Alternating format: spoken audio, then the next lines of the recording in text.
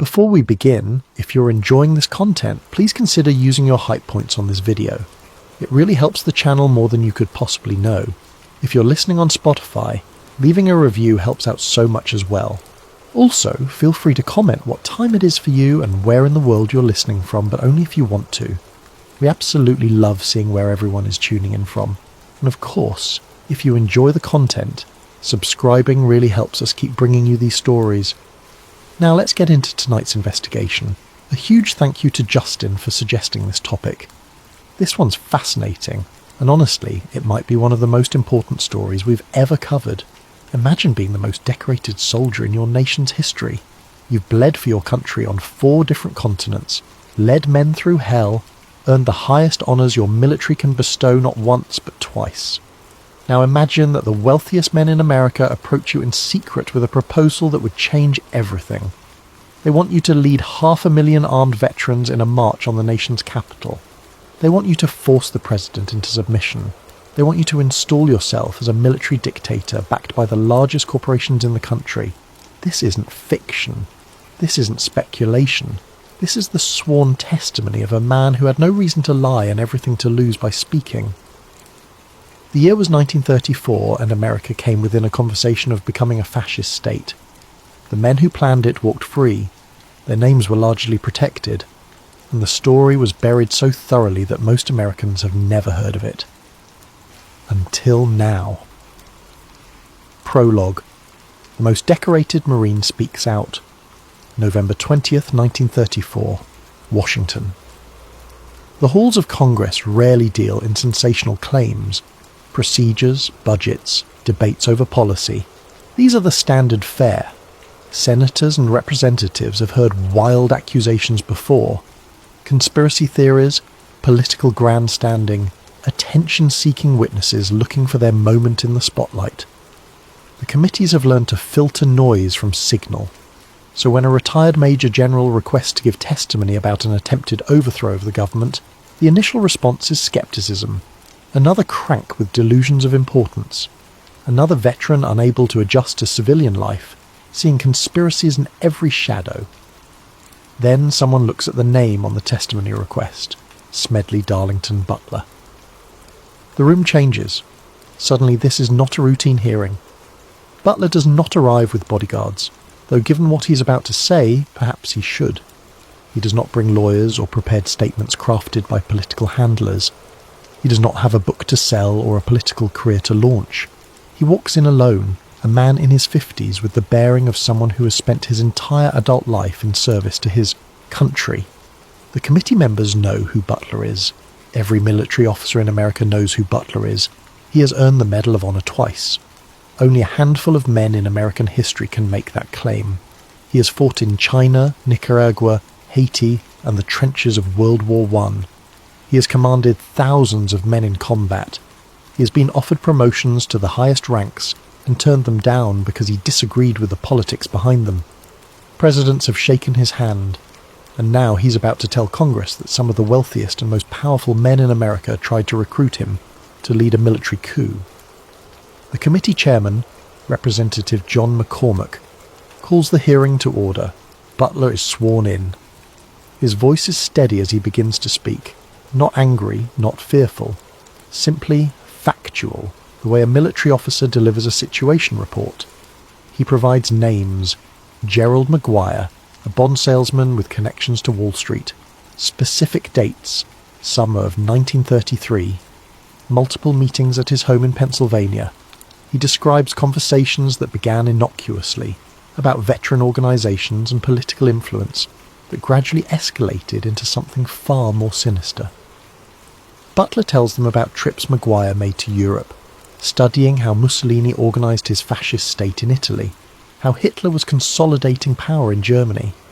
He describes plans to recruit 500,000 veterans, men who trusted him, men who had followed him into battle, men who would follow him one more time. But this time, the battle would not be against a foreign enemy. This time, the battle would be for control of America itself. The plan, as Butler describes it, was sophisticated. Not a violent overthrow, not tanks in the streets. Something more subtle. A massive peaceful march on Washington, that would nevertheless carry the implicit threat of overwhelming military force. The imagery alone would be powerful.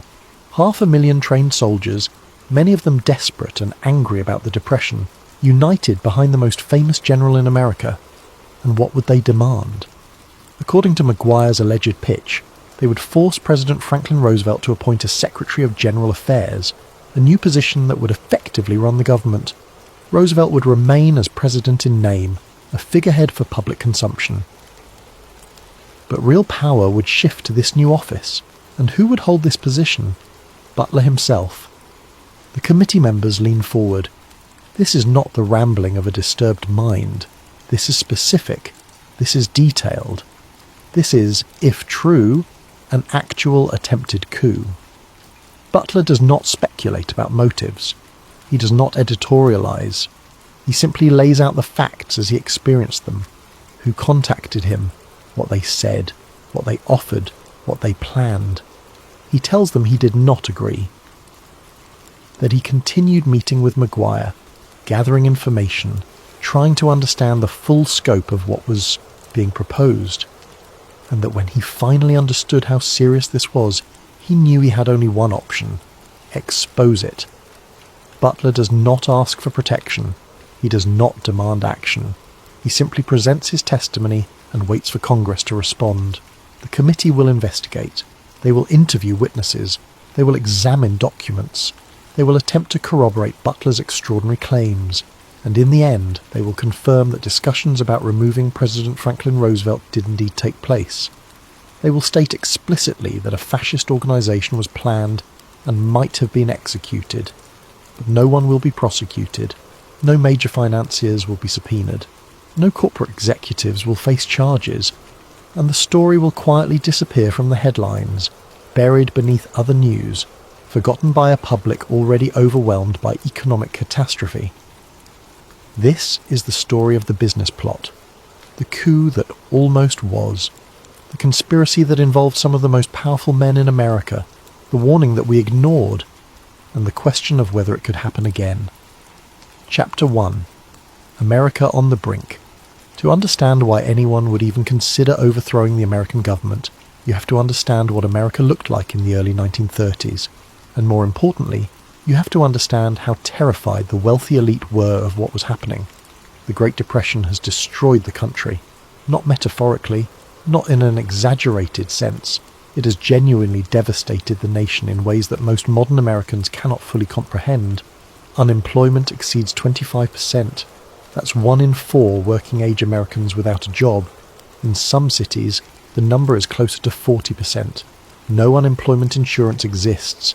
No federal safety net, no food stamps or welfare programs. If you lose your job, you lose everything. Your home, your savings, your future. Banks are collapsing at an unprecedented rate. Between 1930 and 1933, over 9,000 banks fail. 9,000. People's life savings vanish overnight. Elderly couples who spent decades building retirement funds find themselves destitute. Small businesses close because they cannot access credit. Farms are foreclosed by the thousands. Hunger is everywhere. Breadlines stretch for blocks in every major city. Children go to school with empty stomachs. Families survive on bread and watered-down soup. Malnutrition rates skyrocket. People are literally starving in the richest country in the world. Shanty towns spring up on the edges of cities, makeshift communities of cardboard and scrap metal that people sarcastically call Hoovervilles after President Herbert Hoover, who many blame for the crisis. Families live in shacks made from packing crates. Children play in dirt streets. Disease spreads, and the government does virtually nothing. In the summer of 1932, something happens that shakes the nation's confidence even further. Thousands of World War I veterans march on Washington demanding early payment of bonuses they were promised for their service. These are not radicals. These are not communists or anarchists. These are soldiers who fought for America, who risked their lives in France, who came home to a country that thanked them with parades and then forgot about them. Now they are desperate. Many are homeless. Their families are hungry. The bonus payments are not due until 1945, but they need help now. They set up camps in Washington, peaceful protests asking their government for assistance. The government's response reveals how deeply the elite fear popular movements. President Hoover orders the military to clear the camps. General Douglas MacArthur, who will play his own role in conspiracy theories throughout his career, leads the operation. Tanks roll through the streets of Washington. Soldiers use tear gas on veterans. Cavalry charges disperse crowds. The camps are burned. Men who fought for their country are treated like enemy combatants. This event is critical to understanding the business plot. It proves that the military will fire on American citizens if ordered. It demonstrates that when the establishment feels threatened, it responds with force, and it creates a deep reservoir of anger among veterans that men like Butler could potentially tap into. This is the America that Franklin Delano Roosevelt inherits when he takes office in March 1933. Roosevelt moves fast. Within his first 100 days, he launches the New Deal, a sweeping series of programs designed to pull America out of the Depression. Federal spending increases dramatically. New agencies are created: the Civilian Conservation Corps, the Works Progress Administration, the Social Security Administration. Banking regulations are imposed through the Glass-Steagall Act. Labour unions gain protection through the National Industrial Recovery Act. The government expands its role in the economy in ways that would have been unthinkable just years before. For millions of suffering Americans, Roosevelt is a saviour. His fireside chats on the radio provide hope. His programs provide jobs. His rhetoric provides dignity to the unemployed and dispossessed. For the wealthy elite, however, Roosevelt is something far more dangerous. He is a traitor to his class. Roosevelt comes from old money. His family is part of the American aristocracy. He attended the best schools. He married into the right circles. By all rights, he should be defending the interests of his class against the demands of the masses. Instead, he is siding with the masses against his own class. Corporate executives watch in horror as their power is curtailed. Banking elites see their freedom to operate without oversight disappear.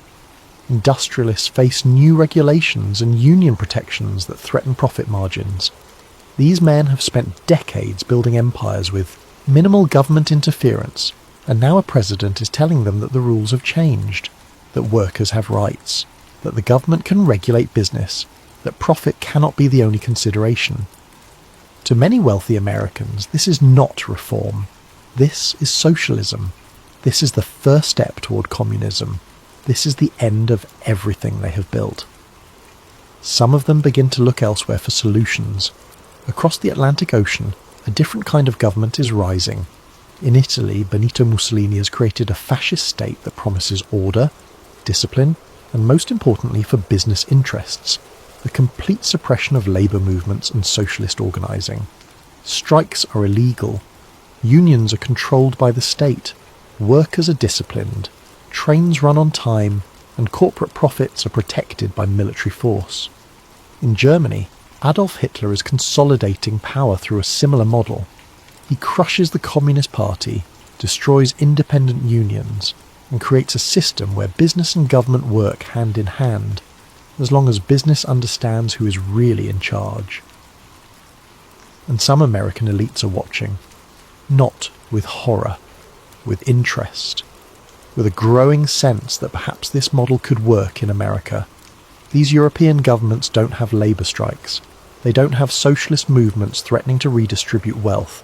They don't have presidents who side with workers over owners.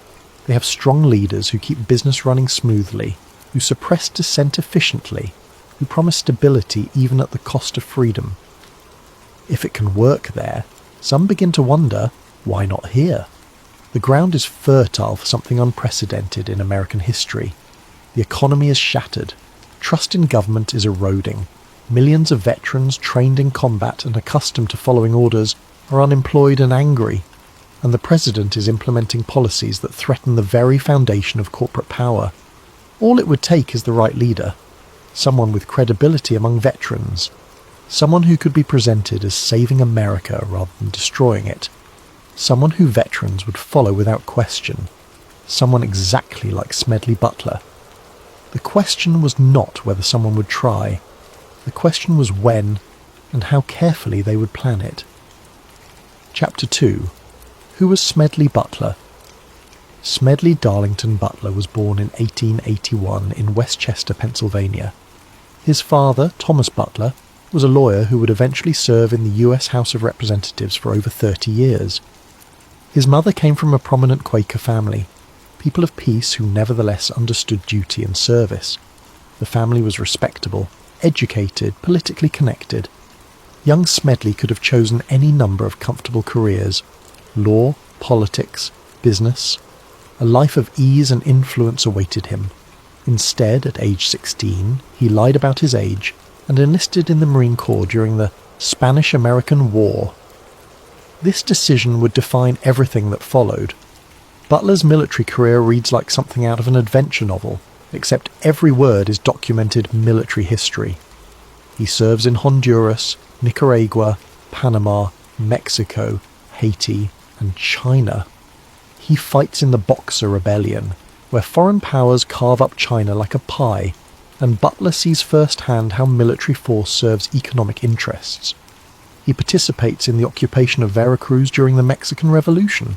He helps suppress rebellions in Haiti, an occupation that will later haunt his conscience. He earns the Medal of Honor not once, but twice.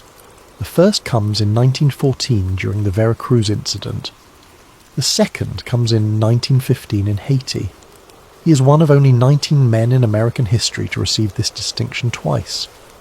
Even among this elite group, Butler stands out for the sheer number of combat situations he survives.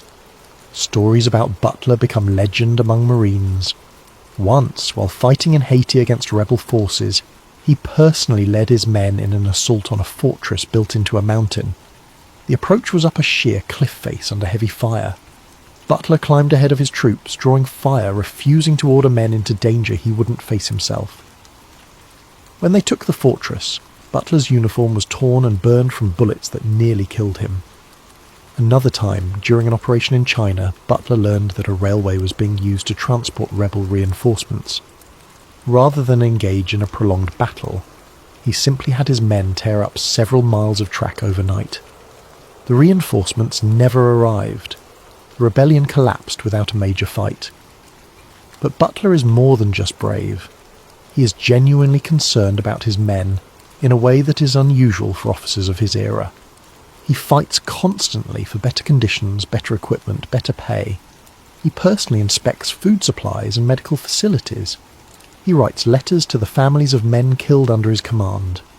Marines under his command know that their general will not waste their lives unnecessarily, and that he will be right there with them when danger comes.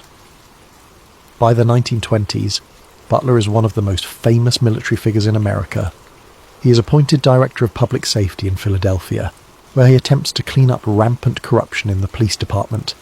He makes enemies among political bosses and organised crime figures by actually enforcing laws. After 2 years, the pressure becomes too great and he returns to military service. He gives speeches across the country.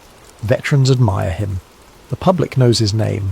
He's offered promotions to the highest ranks of the Marine Corps, but turns them down when he disagrees with the politics behind them. Then something changes in Butler's perspective.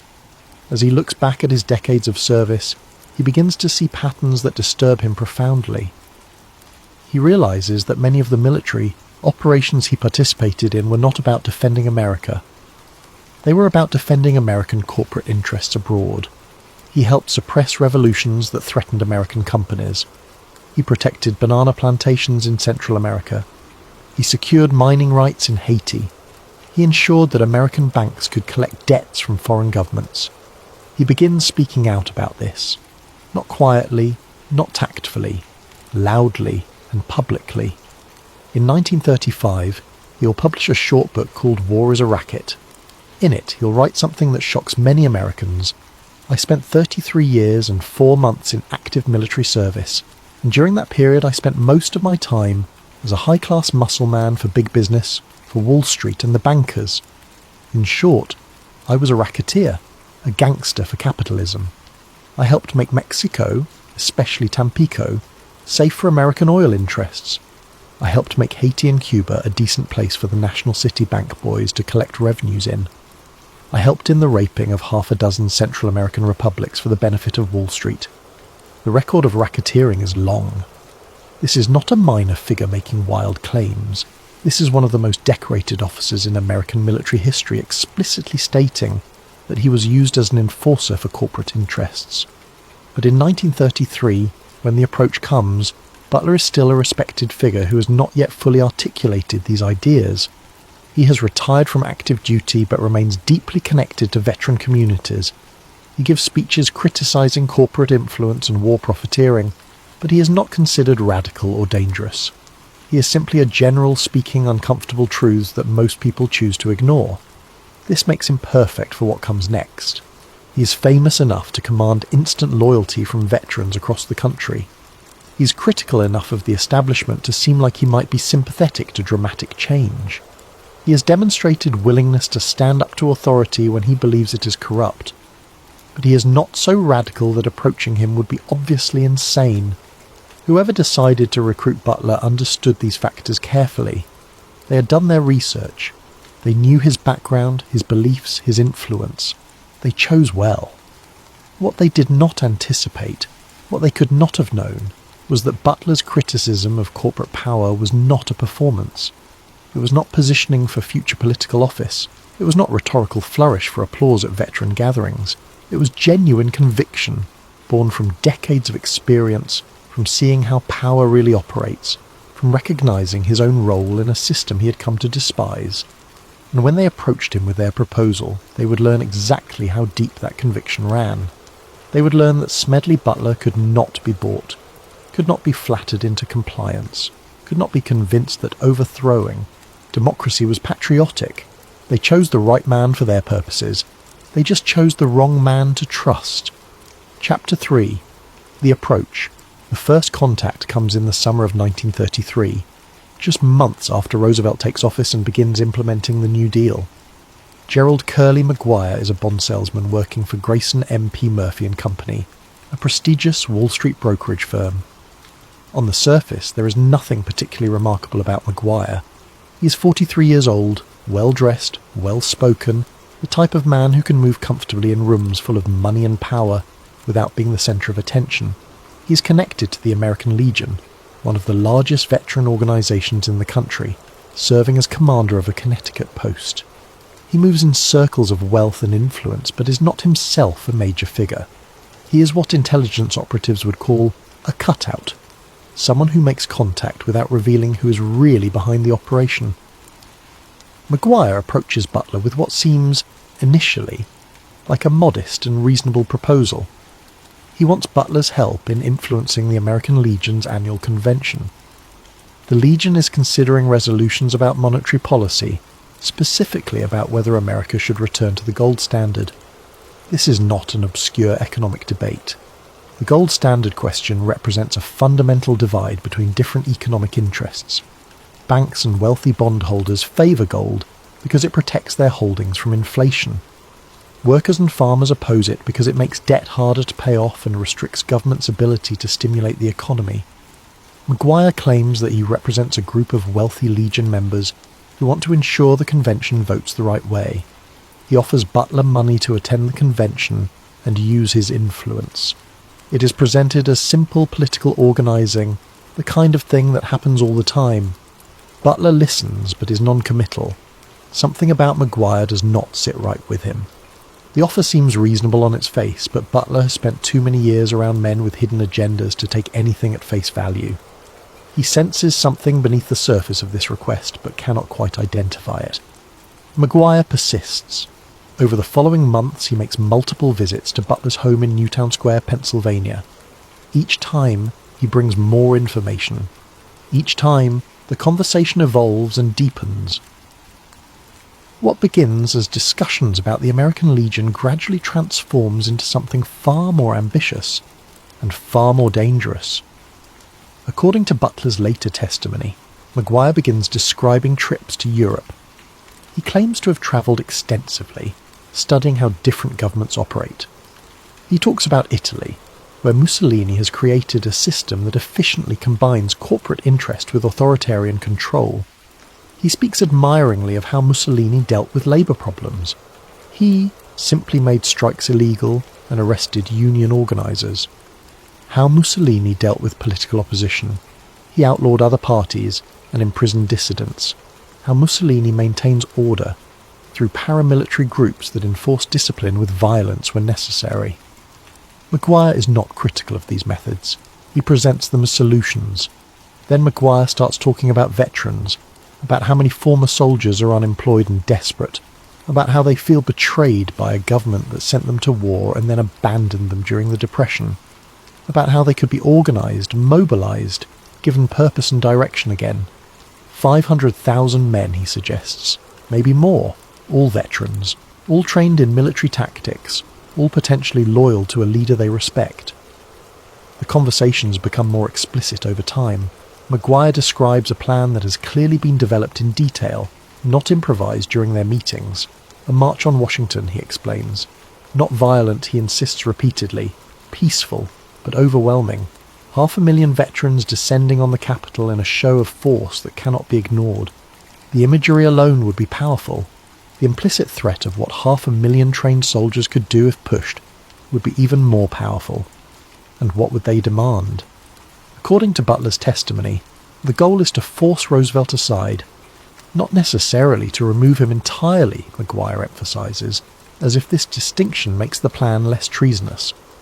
The president would remain as a figurehead, someone to give speeches and attend ceremonies, but real power would shift to a new position, Secretary of General Affairs, a person who would effectively run the government, make the actual decisions, control policy, while Roosevelt remains as a symbolic leader for public consumption. And who would be this Secretary of General Affairs?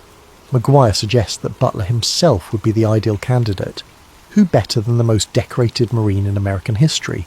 Who better than someone veterans trust implicitly?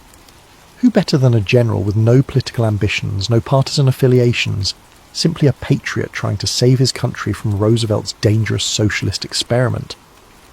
Butler does not immediately refuse. This is important to understand. He does not throw Maguire out of his house. He does not call the police or report him to authorities. Instead, he continues to listen, asking questions, probing deeper. He wants to understand exactly who is behind this and how serious they are. He wants to know if this is one delusional bond salesman with fantasies of importance, or if this represents something much larger and much more dangerous. Maguire provides reassurance on both counts. He mentions backers, wealthy men, men with resources, men who understand that Roosevelt is destroying America and that drastic measures may be necessary. He never provides a complete list of names, but the implications are clear. This is not some fringe conspiracy. This involves people with real power and real money, people who can provide the funding necessary to organise such a massive movement. Butler asks specific questions. What about weapons? Maguire assures him that would not be a problem. Equipment can be acquired. Connections exist to military suppliers. Some veterans still have their service weapons. More can be obtained. Butler asks about public support. Maguire insists that millions of Americans are ready for change, that the New Deal is destroying individual liberty, that strong leadership is necessary to prevent complete economic collapse or communist revolution. He frames the coup not as overthrowing America, but as saving it. Butler asks about the military. What happens when regular army units are ordered to stop 500,000 veterans? Maguire seems confident this will not be a problem. Many officers, he suggests, are themselves unhappy with Roosevelt. The military may not interfere, and if they do, the presence of so many veterans makes violent suppression politically impossible. But Butler is not convinced. Or rather, he is convinced that something serious is being planned. But he is not convinced that it is right. He is not convinced that replacing democracy with dictatorship, even a supposedly benevolent one, is acceptable. He's not convinced that men who wear nice suits and speak about patriotism are actually patriots rather than oligarchs protecting their wealth. He continues meeting with Maguire throughout late 1933 and into early 1934, gathering information, learning more about the conspiracy. And all the while, a decision is forming in his mind about what he will do with this information. Maguire has no idea that every conversation is being remembered, every detail filed away, every name and connection noted. he believes he is successfully recruiting Butler. He believes the general's questions indicate interest rather than investigation. He is wrong. Butler is gathering evidence, building a case, preparing to do the one thing that will stop this plot before it can truly begin. He is preparing to expose it all. Chapter 4. Following the Money. If Gerald Maguire was simply a rogue bond salesman with delusions of grandeur and no real backing, Butler's story would be interesting but ultimately insignificant. A strange historical footnote about one man's fantasy taken too seriously. What makes the business plot compelling, what makes it genuinely disturbing, is the evidence that Maguire had access to substantial resources and connections to some of the most powerful interests in America. Let's follow the money. Maguire works for Grayson MP Murphy & Company, a Wall Street brokerage firm with deep connections to America's financial elite. Grayson Murphy himself is not just a businessman. He's a director of Guarantee Trust Company, which has close ties to J.P. Morgan. He's a director of Bethlehem Steel, one of the largest industrial corporations in America. He served as a military officer in World War I, giving him connections to the veteran community. He moves effortlessly between worlds of finance, industry, and military affairs. J.P. Morgan Jr., son of the legendary financier, runs one of the most powerful banking institutions in the world. The Morgan interests control or influence dozens of major corporations, railroads, utilities, and financial institutions. When Roosevelt implements banking reforms, when he pushes for greater regulation, when he supports higher taxes on the wealthy, the Morgan interests are among those most directly threatened. But the connections go deeper and become even more intriguing. In August 1934, just months before Butler testifies to Congress, a new organization forms called the American Liberty League. Its stated purpose is to oppose the New Deal and advocate for free enterprise and limited government. This sounds innocuous, like any number of political advocacy groups, but look at who funds it. The DuPont family contributes heavily. Pierre DuPont, Irénée DuPont, and Lambert DuPont are all involved. The DuPonts control DuPont Chemical, one of the largest corporations in America. They also control General Motors through extensive stock holdings. John Jacob Raskob joins as a major supporter. Raskob is a former chairman of General Motors and a former chairman of the Democratic National Committee, a man with connections spanning business and politics. Alfred Sloan, president of General Motors, becomes involved. Andrew Mellon, one of the wealthiest men in America and former Secretary of the Treasury, lends his name. Executives from Standard Oil, Goodyear Tire, and dozens of other major corporations join. These are not fringe figures. These are not minor businessmen angry about taxes. These are titans of American industry who collectively control a substantial portion of the American economy. The American Liberty League operates openly, publishing materials opposing the New Deal, lobbying against specific policies, giving speeches about the dangers of expanding government power. This is legal. This is protected speech. There is nothing inherently sinister about wealthy people advocating for their economic interests through legitimate political channels. But historians note the timing. The Liberty League forms right around the time Butler goes public with his allegations about a fascist plot. Its membership includes exactly the kind of corporate interests who would have been most threatened by Roosevelt's policies, and its rhetoric often echoes the themes Maguire allegedly discussed with Butler: that Roosevelt is destroying American freedom, that strong action may be necessary to save the country, that business interests must organize to protect themselves. Was the Liberty League connected to the plot Butler described? No direct evidence proves this, but the overlap is impossible to ignore. Butler's testimony includes other details that suggest serious backing beyond Maguire's personal resources. Maguire claimed to have travelled to Europe specifically to study fascist governments and how they organise paramilitary movements. Such a trip would require substantial funding and clear purpose. Business travellers don't casually spend months touring Italy and Germany studying political systems. Congressional investigators later confirmed that Maguire did indeed make these European trips. This is documented fact, not speculation. So he had access to money for extended international travel during the Depression, when most Americans could barely afford food. Maguire allegedly spoke to Butler about access to weapons and equipment for equipping hundreds of thousands of veterans. Either this was complete fabrication, or he had connections to military suppliers and confidence that funding would be available.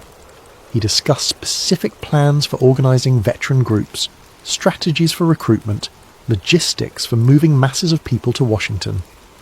This level of detail suggests either serious planning or an impressively elaborate fantasy. The congressional committee that later investigated found Maguire's story partially corroborated. They confirmed he had made trips to Europe. They confirmed conversations between Maguire and Butler took place exactly as Butler described. They found evidence of discussions about organising veterans for political purposes. What they did not find, or at least did not make public, was direct documentation of funding sources or explicit approval from major corporate figures. No paper trail connected specific wealthy individuals to the plot. No documents surfaced showing corporate board meetings where overthrowing the government was discussed. This is where the conspiracy deepens rather than dissolves, because the absence of evidence is not necessarily evidence of absence, especially when dealing with sophisticated people who understand how to insulate themselves from risk. Powerful people do not write memos about treason. They do not create paper trails connecting them to coup attempts. They use intermediaries, cutouts, people like Maguire who can make contact without revealing who is really behind the operation.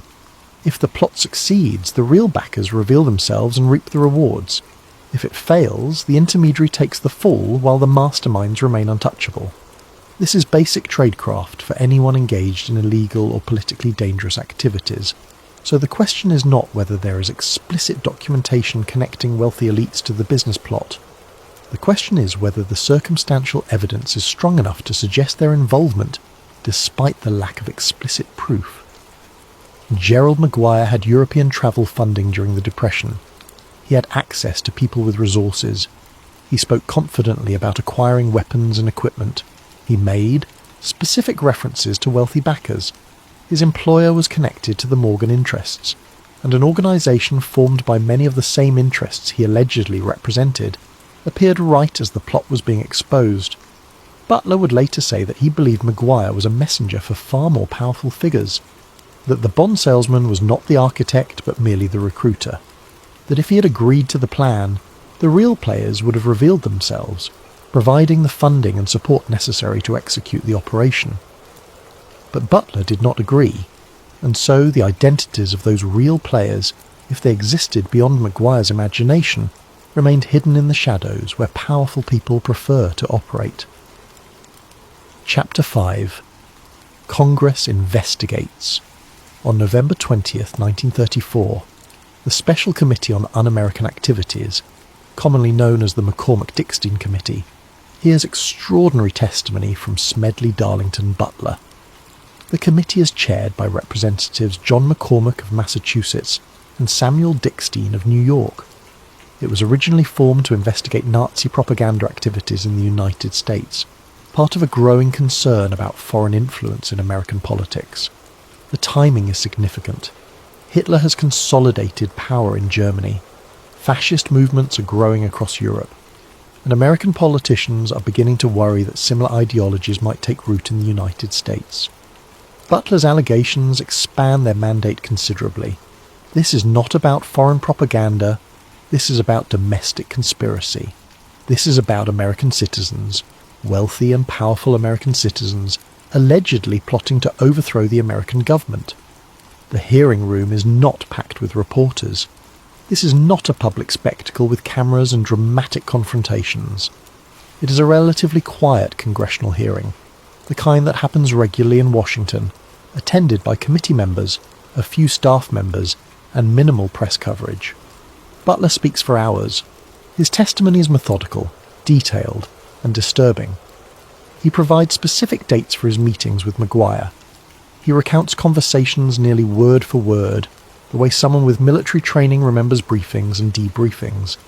He describes how Maguire's approach evolved over months, from seemingly innocent discussions about veteran politics to explicit plans for marching on Washington and installing a dictator. He names names where he can. Gerald Maguire is identified explicitly. Grayson Murphy is mentioned as Maguire's employer, References are made to connections with Morgan banking interests and major corporations, though Butler is careful not to make accusations he cannot prove. He describes the European trip Maguire took to study fascist organising methods. He recounts Maguire's admiring descriptions of Mussolini's approach to governance. He explains the proposed structure: 500,000 veterans, a massive march, forcing Roosevelt into a figurehead role, installing Butler himself as Secretary of General Affairs. The committee is sceptical at first, as any reasonable people would be. The idea of wealthy American business leaders attempting to overthrow the government seems absurd. America is not some unstable Latin American republic prone to coups. This is the United States, with deep democratic traditions and institutional stability. But Butler's credibility is impeccable. He is not known for wild claims or attention-seeking behaviour. His military record is beyond reproach. He has nothing to gain from fabricating this story and much to lose. If he is lying, he is committing perjury before Congress, destroying his reputation and making himself look like a paranoid fool. And his testimony is specific enough to be verified or disproven. He provides dates, locations, names. If this is fabrication, investigators can prove it. If it is true, evidence will exist to corroborate it. So they investigate. Gerald Maguire is called to testify. He arrives looking nervous, which is understandable given that he has just been accused before Congress of planning treason. He denies Butler's allegations, claiming the general misunderstood their conversations. He admits to meeting with Butler multiple times, which establishes that contact occurred as Butler described. But he insists they discussed only conventional political organising, nothing treasonous, nothing resembling a coup attempt. He acknowledges travelling to Europe but says it was for business purposes unrelated to studying fascist governments. He admits connections to Wall Street and major corporations, but frames these as normal business relationships, not conspiracy. His testimony is careful. He does not directly call Butler a liar, which would be risky given Butler's reputation. Instead, he suggests misunderstanding, misinterpretation, conversations taken out of context. But there are problems with Maguire's denials. Investigators confirm details that corroborate Butler's version. They verify Maguire's European trips occurred when and where Butler said they did. They find evidence that Maguire did indeed have conversations about organising veterans for political purposes. They discover that Maguire had access to funding and connections that go beyond what a simple bond salesman would normally possess. Other witnesses are interviewed. Some corroborate parts of Butler's story. Paul Comley French, the journalist who accompanied Butler to one meeting with Maguire, testifies that Maguire did indeed discuss plans for a Veterans' March on Washington. This is crucial. Butler is not the only person who heard these things. An independent witness confirms key elements of the story. The committee examines documents, travel records, financial transactions. They dig into Maguire's background, his connections, his activities in the months leading up to Butler's testimony. What emerges is a complicated picture. Clear evidence exists that Maguire approached Butler. Evidence confirms that Maguire had connections to wealthy interests opposed to Roosevelt. Evidence shows discussions about organising veterans took place. Evidence demonstrates Maguire travelled to Europe and studied fascist governments. But direct proof of a concrete operational plan to overthrow the government remains elusive. No written plans surface, no smoking gun documents appear, no major financiers step forward to admit involvement or testify about what they knew. This is where the investigation reaches its limits. Either the conspirators were sophisticated enough to avoid creating evidence, or the conspiracy was more talk than action. Wealthy men entertaining dangerous fantasies without committing to actual treason. In February 1935, the committee releases its report. The language is carefully worded but extremely significant for anyone who reads closely. In the last few weeks of the committee's official life, it received evidence showing that certain persons had made an attempt to establish a fascist organisation in this country. There is no question that these attempts were discussed, were planned, and might have been placed in execution when and if the financial backers deemed it expedient. Read that carefully. Read it again. The committee confirms that attempts were discussed. They confirm plans existed. They confirm these plans might have been placed in execution if financial backers chose to proceed. This is not a dismissal of Butler's claims as the ravings of a paranoid general. This is not a statement that nothing happened. This is an explicit confirmation that a fascist organisation was planned and could have been executed. Yet the report carefully avoids naming most of the people allegedly involved. References to certain persons and financial backers remain vague. The names of major corporate figures are largely omitted. The full extent of who was involved, how much money was available, how far planning had progressed, all of this remains obscured, and most remarkably, no criminal charges follow. No subpoenas are issued for the major business figures whose names appeared in testimony. No prosecutions occur. The Justice Department takes no action. The investigation simply ends. The committee disbands. The story fades. Why? Several theories exist. Some suggest Roosevelt decided that prosecuting wealthy business leaders during a depression would destabilize the economy further. Others argue that evidence was insufficient for convictions, that without documentation explicitly showing conspiracy to commit treason, criminal charges would fail. Still others believe that powerful interests had enough influence to ensure the matter was quietly buried, that threats were made, pressure was applied, and people with something to lose made sure the investigation went only so far and no further. What is undeniable is that Congress confirmed something serious happened, something that involved planning to establish a fascist organisation, something that might have been executed.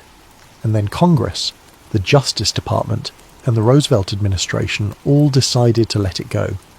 Butler continues speaking publicly about the plot, giving speeches, granting interviews. But media attention dwindles rapidly. He becomes, in many circles, dismissed as someone who perhaps exaggerated a minor incident into a major conspiracy. But the congressional record remains. The testimony is preserved.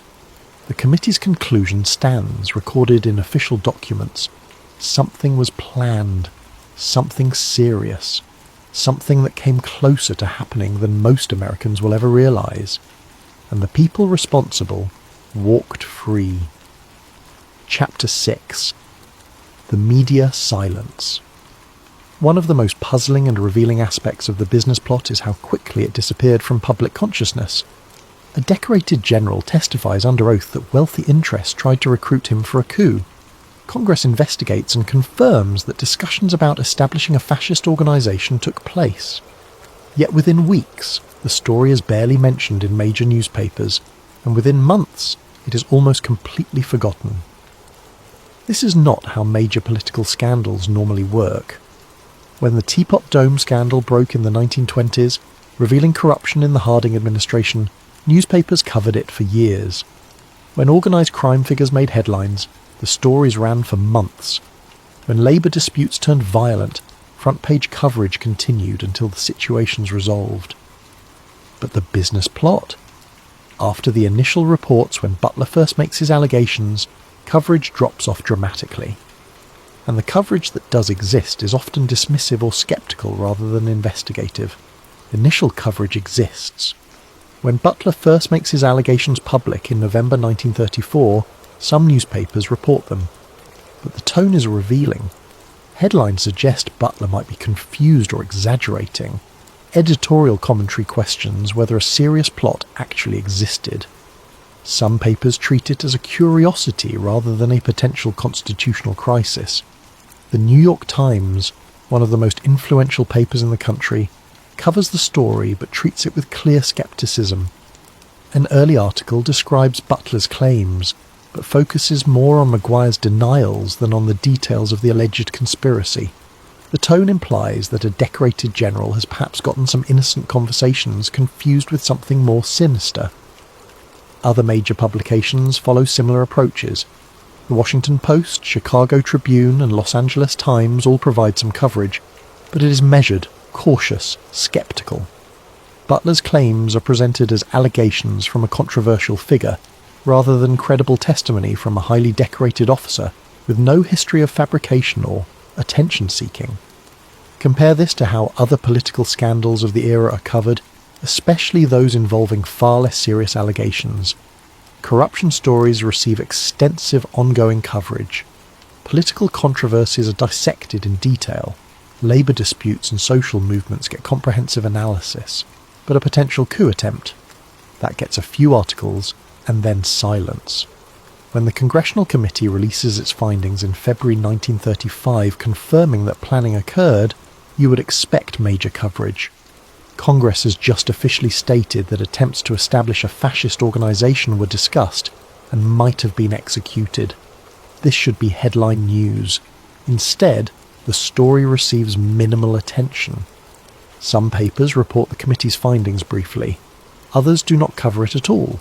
There is no sustained investigation by major newspapers. No reporters are assigned to dig deeper. No editorial boards demand answers about who was involved and how such planning could occur. The story simply fades. Butler later speaks openly about this media silence. He gives speeches where he explicitly accuses newspapers of suppressing the story.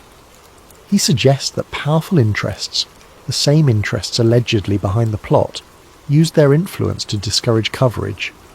He points out that many major publications have close ties to the business world through advertising revenue and ownership structures. Stories that implicate wealthy industrialists and bankers might threaten those relationships, and Butler is not wrong about these connections. Major newspapers in the 1930s are owned by wealthy individuals who often have business interests beyond journalism. Advertising revenue comes from corporations who would not appreciate negative coverage. Publishers socialise with the same business leaders who would have been threatened by Roosevelt's policies. There is also the question of what newspapers can prove independently. Butler's testimony is credible, but he is describing private conversations and meetings. Maguire denies the allegations.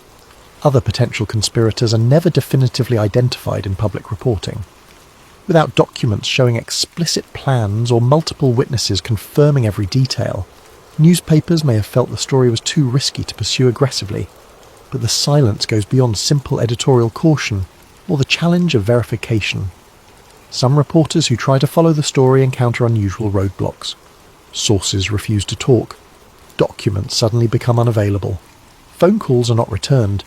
The investigation seems to dead end at every turn in ways that suggest active interference rather than lack of information. One particularly telling incident involves Paul Comley French, the journalist who accompanied Butler to one meeting with Maguire. French provides corroborating testimony to Congress, confirming that Maguire did indeed discuss plans for organising veterans and marching on Washington. French is a respected journalist with a reputation for accuracy, yet his attempts to get the story published in major outlets are repeatedly rejected. Editors tell him the story is too controversial, too difficult to verify, too risky to run without absolute proof. French ends up publishing in smaller, less prominent publications, where his reporting reaches a fraction of the audience it would have reached in major newspapers. This pattern repeats. Journalists who want to cover the story find limited outlets willing to publish. Editors who might normally pursue a scandal of this magnitude decide it is not worth the trouble. Publishers who could demand answers instead remain silent. By mid-1935, less than a year after Butler's initial testimony, the business plot has essentially vanished from mainstream discourse. Butler continues giving speeches to veteran groups and labour organisations. His book, War is a Racket, receives some attention for its critique of the military-industrial complex, but his allegations about the coup attempt are rarely mentioned, and when they are, it is often with an implicit suggestion that he might have exaggerated or misunderstood what happened. This media silence has consequences that echo through history. Because the story disappeared so quickly, entire generations of Americans grow up never hearing about it. History textbooks do not mention it. Teachers do not discuss it.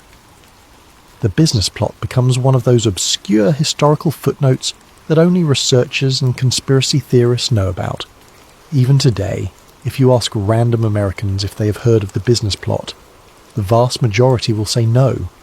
If you ask if they know who Smedley Butler was, most will not recognise the name despite his being one of the most decorated Marines in American history. Conspiracy theorists point to this silence as evidence of a cover-up. If the plot was not serious, they argue, why suppress the story?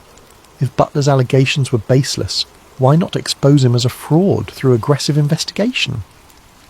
The pattern of coverage, initial reports followed by rapid silence, looks suspiciously like coordinated suppression rather than natural editorial decisions. Skeptics counter that newspapers simply moved on to other news in an era of economic crisis and global instability. Roosevelt's New Deal programs provided ongoing stories. International developments in Europe and Asia dominated headlines.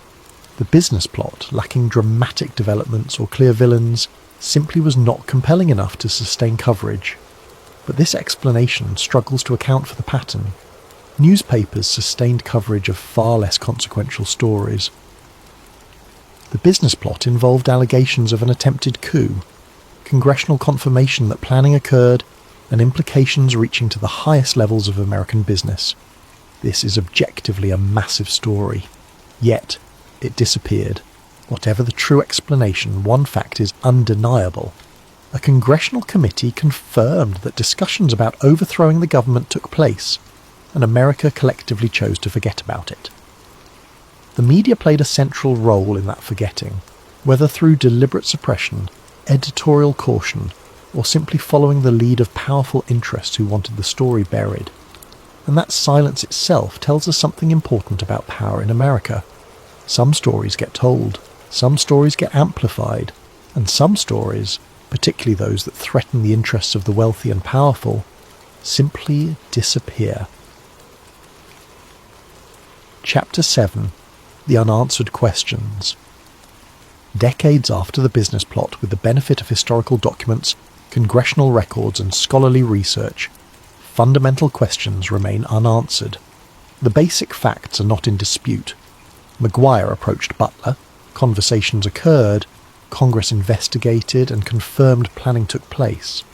But the deeper questions, the ones that would actually explain what happened, remain frustratingly open. First, why recruit Butler specifically? On the surface, this makes sense. Butler is famous. Veterans trust him. His military credentials are impeccable. If you want to organise veterans into a political force, Butler is an obvious choice to lead them. But look deeper. By 1933, Butler is increasingly vocal in his criticism of corporate power and military interventions on behalf of business interests. He's giving speeches attacking exactly the kind of people who allegedly wanted to recruit him. He's not subtle about this. He's not quietly, privately grumbling. He is publicly, loudly, declaring that American military operations serve Wall Street rather than American national interests. Would sophisticated conspirators really approach someone so vocally opposed to their worldview? It seems almost incomprehensibly stupid. Unless they believed Butler's criticism was performative rather than genuine, unless they thought Butler was positioning himself for political office and could be bought with the right offer, unless they fundamentally misread his character, or perhaps Butler was not the first choice. Perhaps others were approached and refused before Maguire contacted Butler. Perhaps several generals were tested to see who might be receptive. We know Maguire talked to Butler. We do not know who else might have been contacted. If the conspiracy was real and sophisticated, they would not have put all their hopes on one person. The question becomes even more intriguing when you consider timing. Why approach Butler in 1933, just months after Roosevelt takes office? Why not wait to see if opposition to the New Deal would grow naturally? Why move so quickly to such an extreme measure? The answer might be that the conspirators, if they existed, recognised a window of opportunity. The Depression had created conditions where dramatic action might be possible. Veterans were desperate and angry. Roosevelt's New Deal was controversial and threatening to established interests. Public faith in traditional institutions was shaken. If you're going to attempt a coup, early in a presidency during an economic crisis is strategically the right time.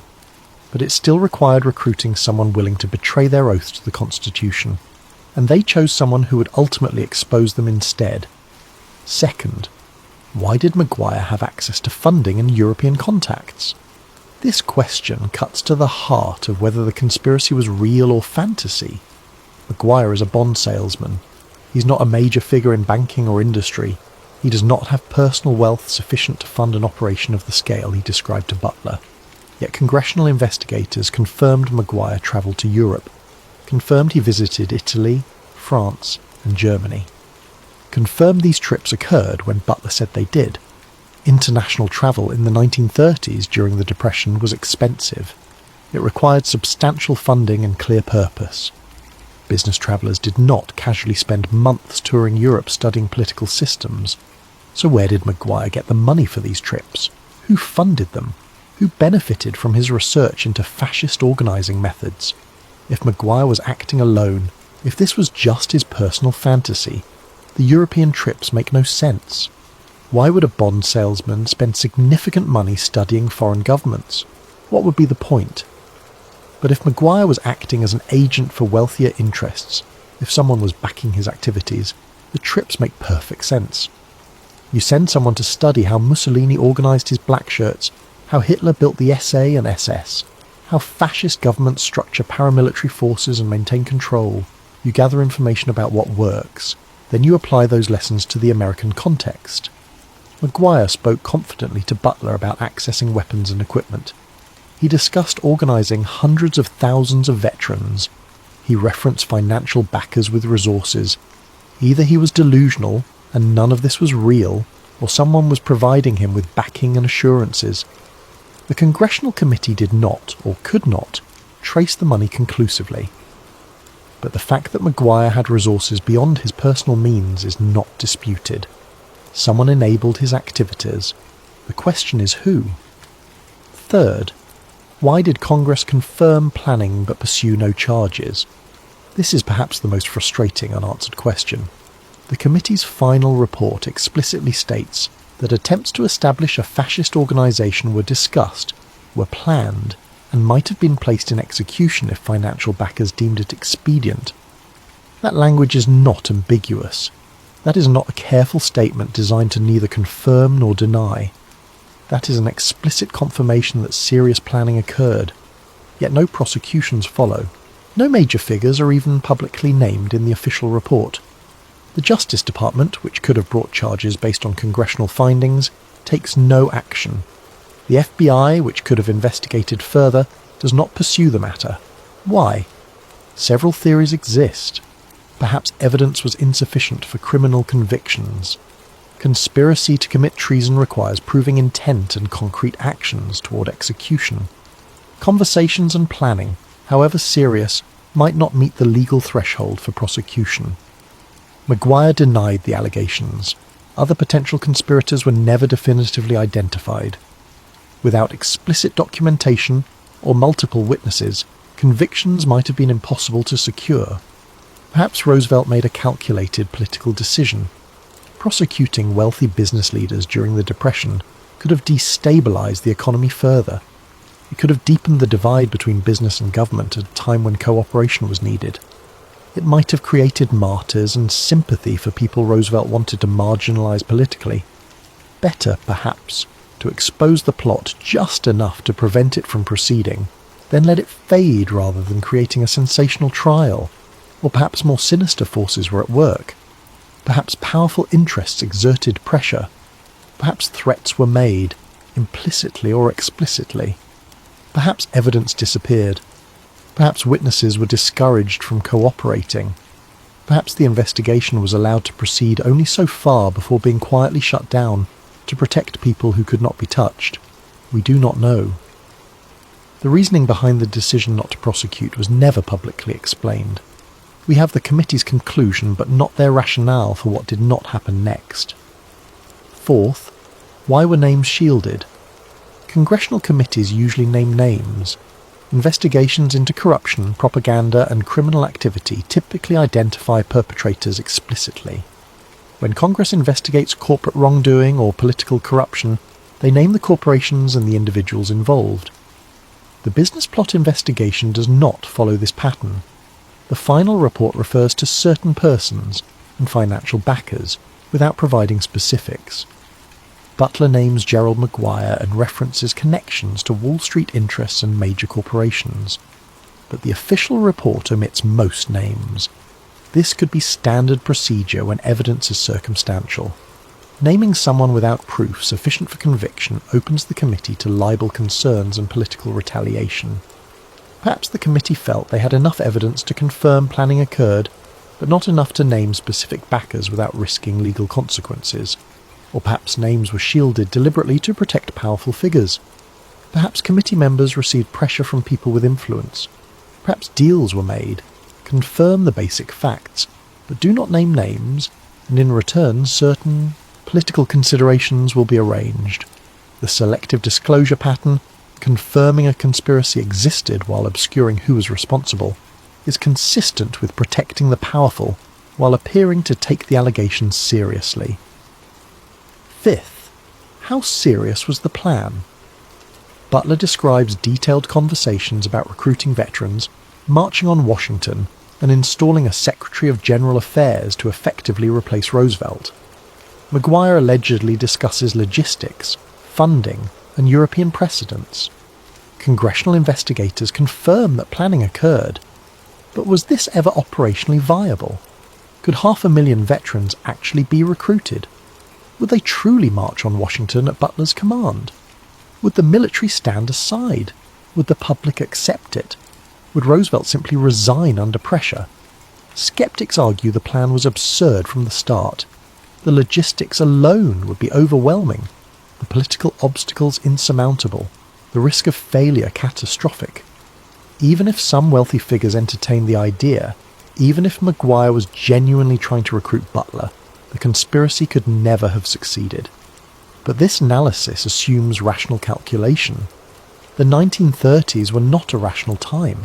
Fascist coups were succeeding across Europe in countries with stronger democratic traditions than many people realised. Mussolini took power in Italy, a country with a constitutional monarchy and parliamentary system. Hitler was elected and then dismantled democratic institutions in Germany, a modern industrial nation with sophisticated civil society. If it could happen there, why not America? Veterans were desperate. The economy was devastated. Faith in democratic institutions was weakened.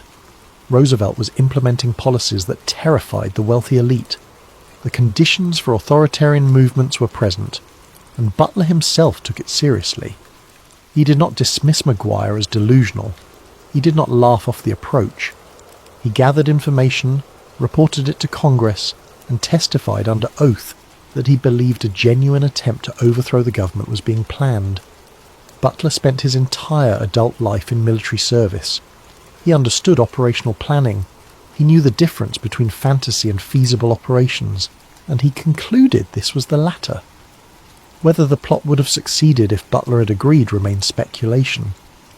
But the fact that a decorated general believed it was serious enough to expose tells us it was not merely theoretical discussion over drinks at a club. Chapter 8. What conspiracy researchers believe. In the decades since the business plot, researchers operating outside mainstream academic history have developed extensive theories about what really happened. It is important to distinguish these interpretations from established documented facts, but it is equally important to understand why these theories persist and what they suggest about hidden power structures in America. Mainstream academic history generally treats the business plot as an interesting but ultimately minor episode, something that was discussed, something that revealed anxiety among elites about the New Deal, but nothing that ever came close to succeeding. A curiosity rather than a crisis. Conspiracy researchers see something much darker, and their interpretation deserves serious consideration because it explains patterns that mainstream history struggles to account for. Their reading goes something like this. In 1933, a group of powerful industrialists and bankers recognized that Roosevelt's New Deal posed an existential threat to their wealth and power. They looked at fascist governments in Europe and saw a model that preserved corporate interests while crushing labour movements and socialist organising. They decided that America needed similar leadership.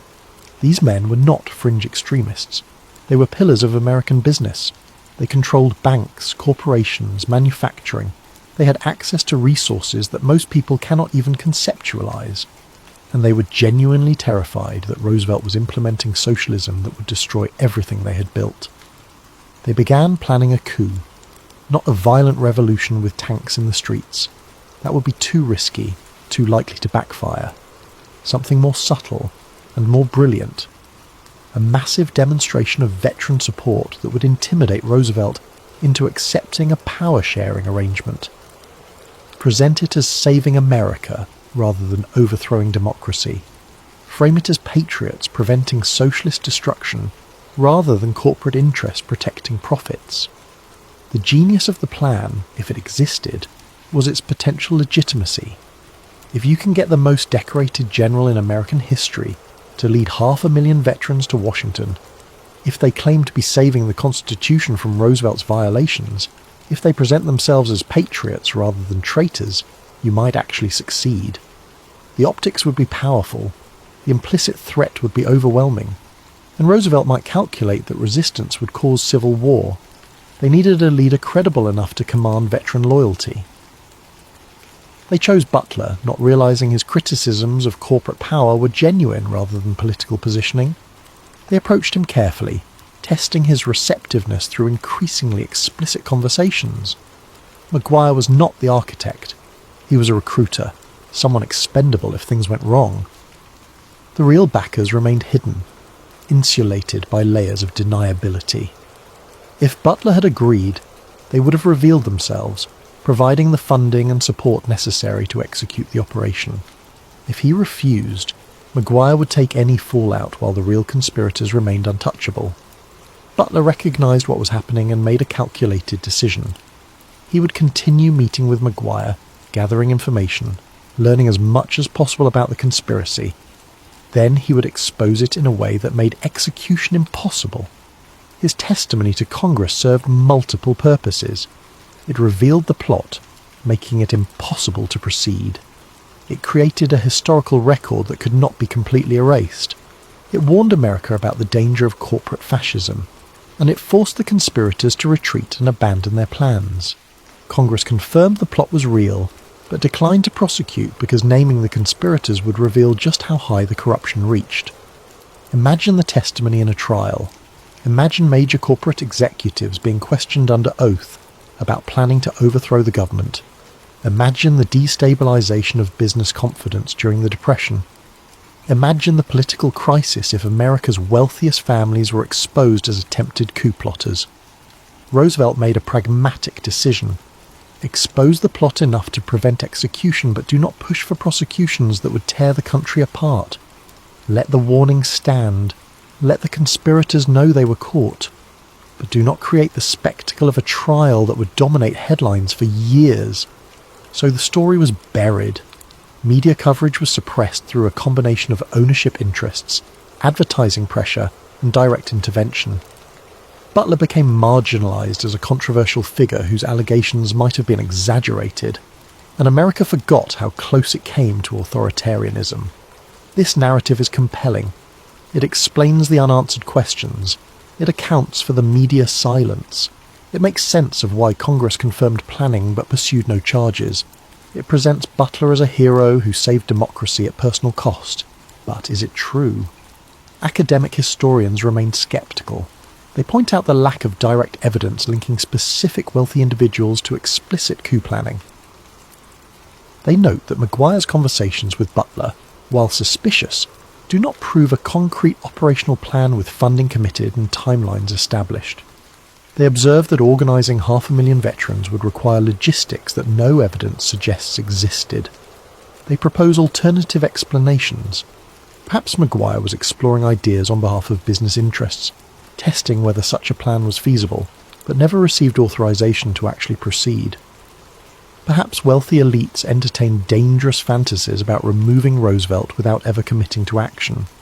Perhaps Butler misinterpreted conversations or Maguire exaggerated his connections to seem more important. The truth likely falls somewhere between complete conspiracy and complete dismissal. Something real was happening. Maguire was not acting in total isolation. Powerful interests opposed to Roosevelt were exploring options, perhaps more seriously than they would later admit. Whether those explorations constituted an operational coup attempt or merely dangerous speculation remains genuinely uncertain. But consider what we know for absolute certain. Butler believed he was being recruited for a coup. He took the threat seriously enough to testify under oath before Congress.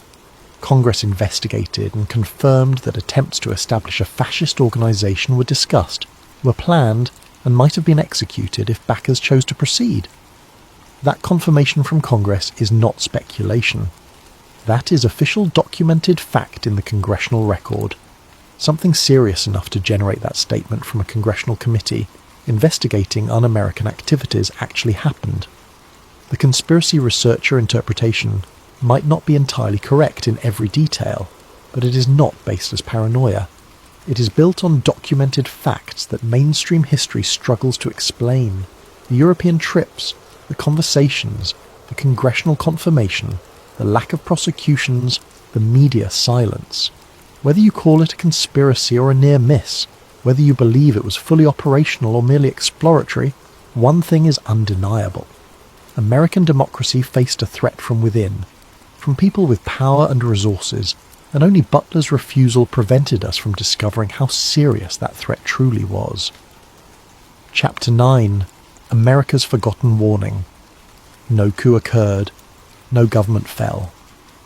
Franklin Roosevelt completed his first term and was elected 3 more times, serving longer than any president in American history. The wealthy interests that opposed him adapted, finding other ways to exercise influence through lobbying, propaganda, and political opposition. American democracy survived. So why does the business plot matter almost 90 years later? Because a decorated general went to Congress and said, "This was real." And Congress responded, "It was discussed, it was planned, and it might have happened." That exchange represents one of the most remarkable and troubling moments in American history. A moment when the unthinkable was considered by people with power. A moment when the mechanisms of a coup were explored in detail. A moment when America came closer to authoritarianism than most people will ever realize. Butler's warning was not just about a specific plot by specific people. It was about something deeper and more enduring.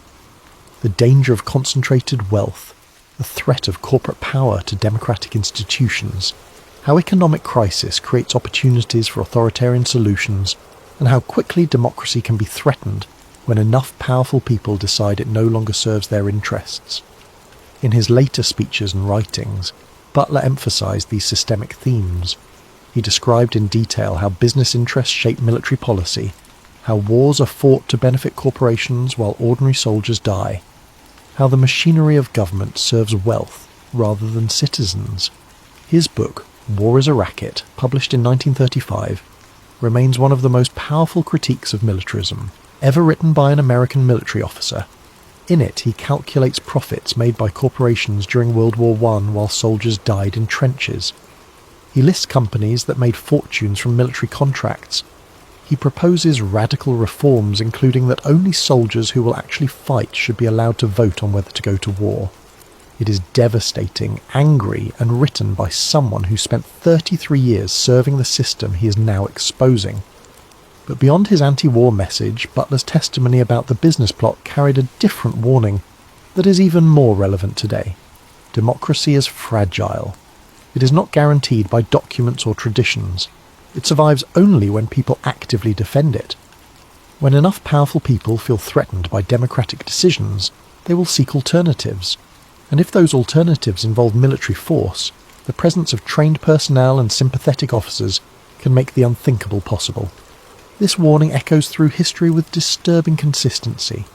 Coups have succeeded in other democracies. Business interests have overthrown governments in other countries, often with American support. Chile in 1973, when a democratically elected socialist president was overthrown and replaced with a military dictatorship backed by corporate interests. Iran in 1953, when a democratically elected leader who nationalised oil was removed in a coup orchestrated by American and British intelligence at the behest of oil companies. America's immunity to such forces is not guaranteed by virtue of being America. It is guaranteed only by vigilance, by the willingness of people in positions of power to choose principle over profit, democracy over dictatorship. The business plot failed because Butler exposed it. But consider the counterfactual. What if Butler had agreed? What if he had believed Maguire's arguments about saving America from Roosevelt's socialism? What if he had been more concerned about communist revolution than corporate coup? What if he had led those veterans to Washington? Would the military have fired on American veterans led by the most decorated Marine in history? Would Roosevelt have capitulated rather than risk civil war? Would the American people have accepted it as necessary to save the country from radical change? Would history record it as a legitimate correction to government overreach rather than a coup? We cannot know. History does not reveal its alternative paths. But the fact that we can ask these questions, that a scenario existed where a different decision by one man might have fundamentally altered American government, should be sobering. What we know is that democracy survived, that Butler chose transparency over conspiracy, that Congress confirmed his story even if they took no further action, that America, at least this once, stepped back from the edge. But the edge was there, the possibility existed, and the fact that this moment has been largely forgotten is itself a kind of failure. Collective amnesia about threats to democracy makes those threats more likely to recur. Butler died in June 1940 of cancer at age 58. He died before America entered World War II, before his warnings about war profiteering would be forgotten in patriotic fervour. His testimony about the business plot had already faded from public memory. Today, most Americans have never heard of Smedley Butler. History classes rarely mention him beyond perhaps a footnote in discussions of American imperialism. The business plot is unknown to the vast majority of citizens. It is a curiosity for researchers, a conspiracy theory for some, a forgotten footnote for most. Yet his story deserves to be remembered and taught and discussed, not because it proves some grand conspiracy that controls all aspects of American government, not because it validates paranoid beliefs about shadowy cabals running the world, but because it reveals a profound truth about power. When those who have it feel threatened, they will consider options that seem unthinkable in calmer times. Butler saw such an option being considered. He was offered a role in executing it, and he chose to speak rather than participate. In doing so, he may have prevented one of the greatest crises in American history. The story also reveals how power protects itself. No prosecutions, names shielded, media silence, the story buried. The lesson is clear. You can plan a coup in America and walk free as long as you're wealthy enough and connected enough and the plan never quite reaches execution. That lesson should disturb us. It should make us question. It should make us vigilant. Because the conditions that made the business plot possible, that made powerful people consider overthrowing democracy, those conditions recur throughout history. Economic crisis, political polarization, fear of change, powerful interests threatened by reform. These conditions exist now. They will exist in the future. And each time they exist, someone will consider whether democracy is worth preserving, or whether authoritarian solutions would better serve their interests. Butler's choice to expose rather than execute reminds us that individuals matter, that conscience matters, that when confronted with offers of power in exchange for betraying principles, how we respond shapes history. Final question. So what was the business plot? Was it a genuine coup attempt by America's wealthiest men, a fully operational plan with funding and logistics in place that failed only because Butler exposed it? Was it exploratory conversations that never approached actual implementation? Wealthy men entertaining dangerous fantasies but never seriously committing to action? Or was it something in between, a conspiracy that existed in potential, that could have become real if circumstances aligned, and Butler had agreed, that died because one man chose democracy over dictatorship? The evidence supports all three interpretations to varying degrees. Congressional testimony confirms discussions occurred. Logic suggests operational realities would have made execution difficult. The absence of prosecutions indicates either insufficient evidence or protection of powerful interests. What cannot be debated is this. In 1934, people with resources and connections discussed overthrowing the American government. They identified a military leader to recruit. They explored logistics and funding. They studied European fascist movements for organisational models. And they came close enough to implementation that a congressional committee investigated, confirmed planning occurred, and stated explicitly that execution might have followed if financial backers deemed it expedient. That alone makes the business plot one of the most significant forgotten moments in American history, not because it succeeded, because it was attempted, because it came close enough to make a decorated general risk his reputation to expose it, because Congress confirmed it happened and then America collectively chose to forget, and because it reminds us that democracy's survival is never inevitable. It requires people who choose principle over power. It requires transparency over conspiracy. It requires recognition that some offers, no matter how they are presented, no matter what justifications are provided, must be refused. Smedley Darlington Butler was offered a chance to become the most powerful man in America. He was promised the loyalty of hundreds of thousands of veterans. He was told he would be saving the country from disaster, protecting the Constitution from socialist overreach, preventing communist revolution. He said no. He said no, and then he exposed what was being planned, knowing it would make him enemies among the most powerful people in America, knowing it might cost him his reputation, knowing mainstream media might dismiss him, knowing history might forget him. He said no because he understood something that the conspirators did not, that betraying democracy, even to supposedly save it, is still betrayal, that some principles cannot be compromised regardless of justification. That oath to the Constitution means something more important than personal power or financial reward. And perhaps that simple refusal, that choice to speak rather than participate, is the most important part of the story. Not the conspiracy itself, but the fact that when confronted with it, one man chose not to participate, chose to risk everything to expose it, chose country over personal advancement. History is shaped by such choices more than we realise.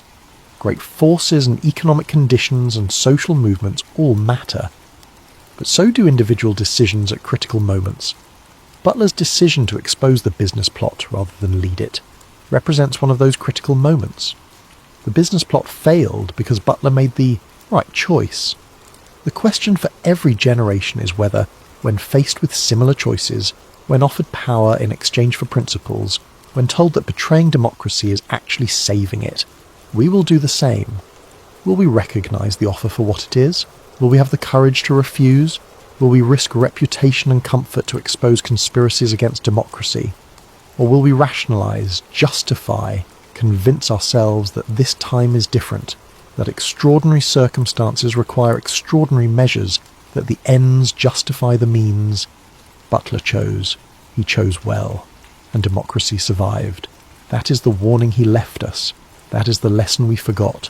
That is the story that needs to be remembered.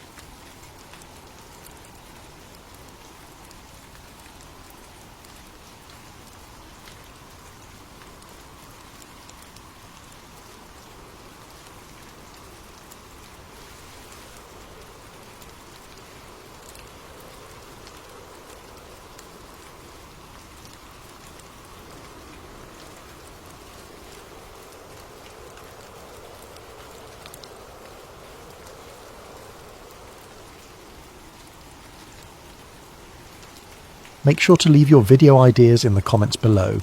The encrypted file arrived at 3:47 AM on a Tuesday that would later be erased from official records. Rebecca Martinez didn't hear the notification. She was already awake, staring at the ceiling of her Brussels apartment, unable to shake the feeling that someone had been watching her building for the past 3 nights. The paranoia was new, the insomnia wasn't. When you spent 15 years documenting suppressed historical records for the International Archives Initiative, sleep became a luxury reserved for people who didn't know what they knew. Her phone buzzed again, then again. She rolled over, squinting at the screen. 23 messages, all from the same encrypted number, all sent within the last 90 seconds. The final message was simple. Open the packet, then run. Victor. Rebecca's hands trembled as she sat up. Victor Molnar, Hungarian intelligence defector. She'd met him exactly once 6 months ago at a cafe in Vienna, where he'd passed her a napkin with a single word written in barely visible pencil. Seraphim. She'd researched the term obsessively after that meeting, found nothing conclusive. Historical references to angels, to divine beings, to mythological guardians. Nothing that explained why a career intelligence officer would risk his life to whisper it to her. Now he was telling her to run. Rebecca pulled on jeans and a sweater, her heart hammering. The packet sat on her kitchen counter, where the courier had left it the previous evening. Plain manila envelope, no return address. She'd been too exhausted to open it, planning to examine it properly in the morning with coffee and her recording equipment. She didn't have that luxury anymore.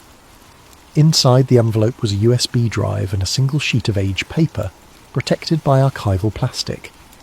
The document appeared to be a photocopy of a diplomatic memorandum, dated 1952, bearing the seal of the Belgian royal household. Most of it was in French, but one phrase had been highlighted in yellow, the ink faded but still legible. Préserver la lignée des Séraphins à tout prix. Preserve the Seraphim bloodline at all costs.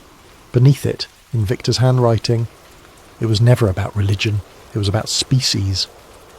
Rebecca heard footsteps in the hallway outside her apartment. Slow, deliberate, stopping directly in front of her door. She grabbed her laptop bag, shoved the USB drive into her pocket and went out the window. The train to Amsterdam gave Rebecca 4 hours to examine the contents of Victor's USB drive, without worrying about being cornered in a confined space. She'd chosen a middle car, positioned herself where she could watch both entrances, and created 3 separate cloud backups before the train even left Brussels.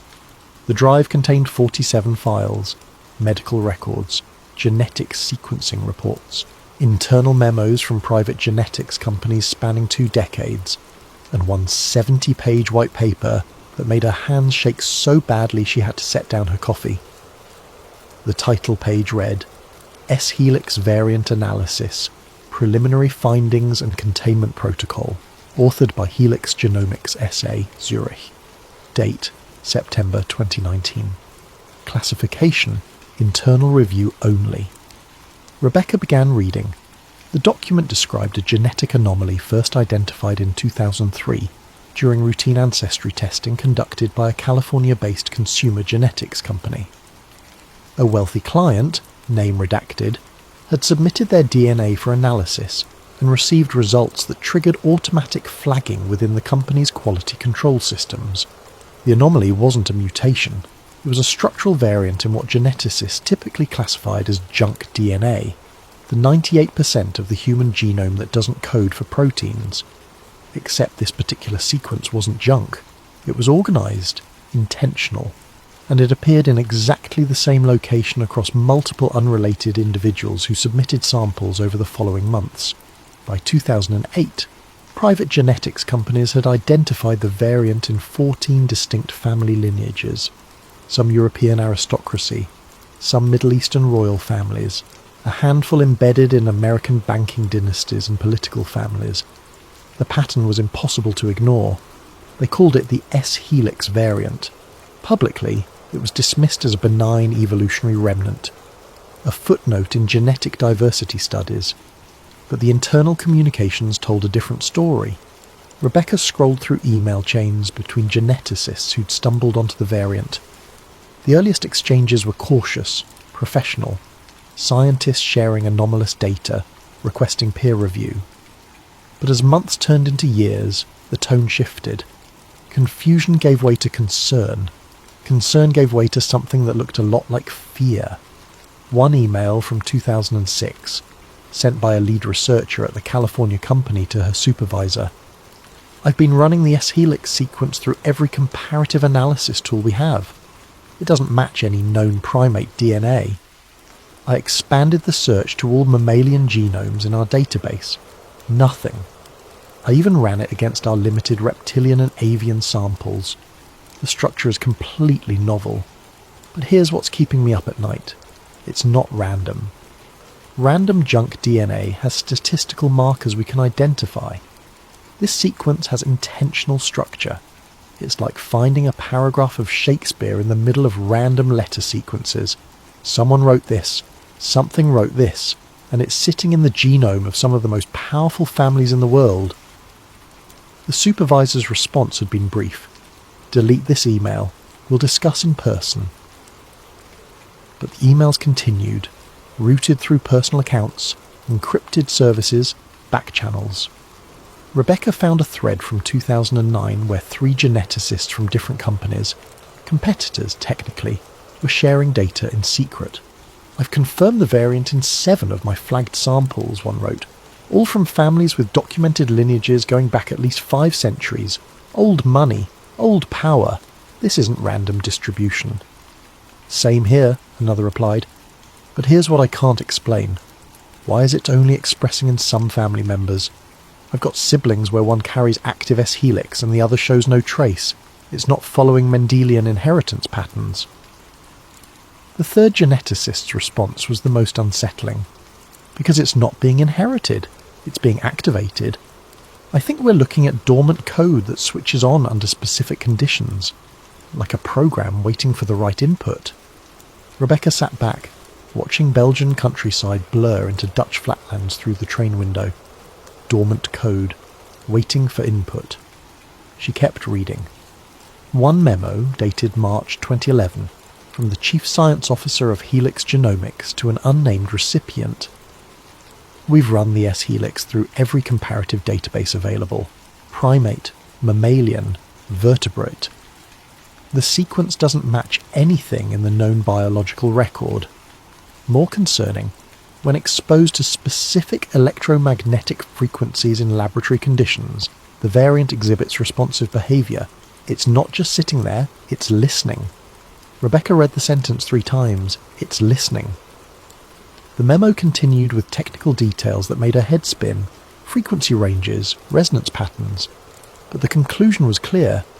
When synthetic S-helix sequences were exposed to electromagnetic radiation in specific frequency bands, particularly those used in cellular communications and Wi-Fi networks, the DNA structure changed configuration. Not degraded, changed, unfolded, like it was receiving a signal. Another memo from 2015 referenced a consultation with a retired geneticist named Emil Voss, formerly of the Max Planck Institute. His assessment had been suppressed within hours of submission. The S-helix is not random genetic drift. It's architecture. Whoever designed it understood genetics at a level we're only beginning to approach. This isn't human DNA contamination. This isn't viral integration. This is something else. Something not entirely human, but not random. I've spent 40 years studying genetic mutations and evolutionary biology. Nothing in my experience prepared me for this. The S-helix isn't evolving toward anything. It's already complete. It's been complete for thousands of years, just waiting. The question isn't what it is. The question is what happens when it fully activates. The white paper included appendices with case studies. Rebecca read through them with growing unease. Case study A7. Female, age 34, investment banker, New York. Submitted DNA for ancestry testing in 2014. S-helix variant confirmed. Follow-up interview, conducted under guise of routine customer service. revealed subject had recently begun experiencing unusual clarity in pattern recognition. Subject reported ability to see market trends before they manifested in data. Subject attributed this to years of experience. Genetic counselling recommended. Subject declined further contact. Case study: B12, male, age 41, mid-level diplomat, Brussels. S-helix variant confirmed during routine security clearance medical screening. Subject demonstrated abnormal stress response during psychological evaluation, decreased cortisol under pressure, enhanced cognitive function during crisis simulation. When asked about this, subject stated, "I've always been good in emergencies. It's like everything slows down and becomes clear." Subject showed no awareness of physiological abnormality. Case study C3, female, age 28, software engineer, Silicon Valley. S-helix variant confirmed. Subject sought genetic testing after experiencing what she described as feeling like I'm interfacing with code instead of reading it. Neurological evaluation showed unusual synchronization between visual cortex and pattern recognition centers. Subject was developing AI algorithms with efficiency that puzzled her supervisors. "It's not that I'm smarter," subject reported. "It's that I can see how the systems want to organize themselves." Case after case. People living normal lives, excelling in their fields, unaware that their DNA contained something impossible. The white paper concluded with a recommendation that made Rebecca's stomach turn. Given the potential implications for global security and social stability, we recommend indefinite classification of S-helix findings under existing national security protocols. Public disclosure could trigger widespread panic and destabilization of affected family structures, many of whom occupy positions of significant political and economic influence. Furthermore, preliminary psychological assessments suggest that informing S-helix carriers of their genetic status may trigger latent activation events. Recommend strict information containment and monitoring protocols. Translation: don't tell anyone, don't ask questions, pretend it doesn't exist, and whatever you do, don't tell the people who carry it. Rebecca leaned back in her seat, processing what she'd read. 14 bloodlines, positions of influence, a genetic marker that responded to electromagnetic signals.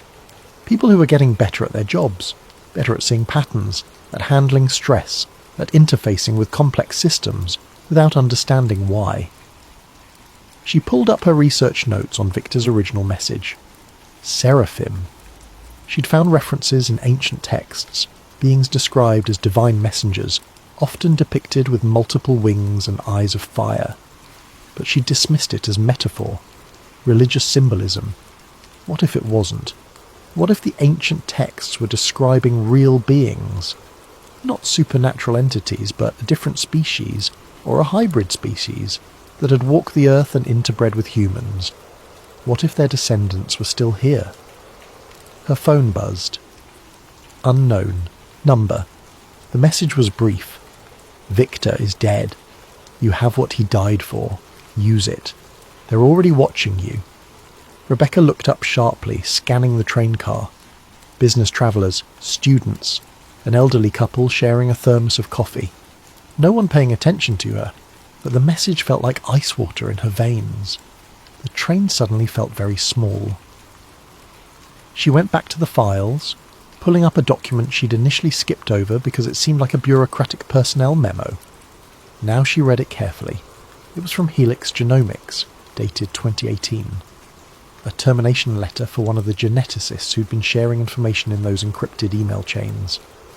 Effective immediately, your employment with Helix Genomics SA is terminated. Severance package and confidentiality agreement enclosed. Failure to comply with NDA terms will result in immediate legal action and potential criminal prosecution under Swiss national security statutes. All research materials, including personal notes and communications, are property of Helix Genomics and must be surrendered.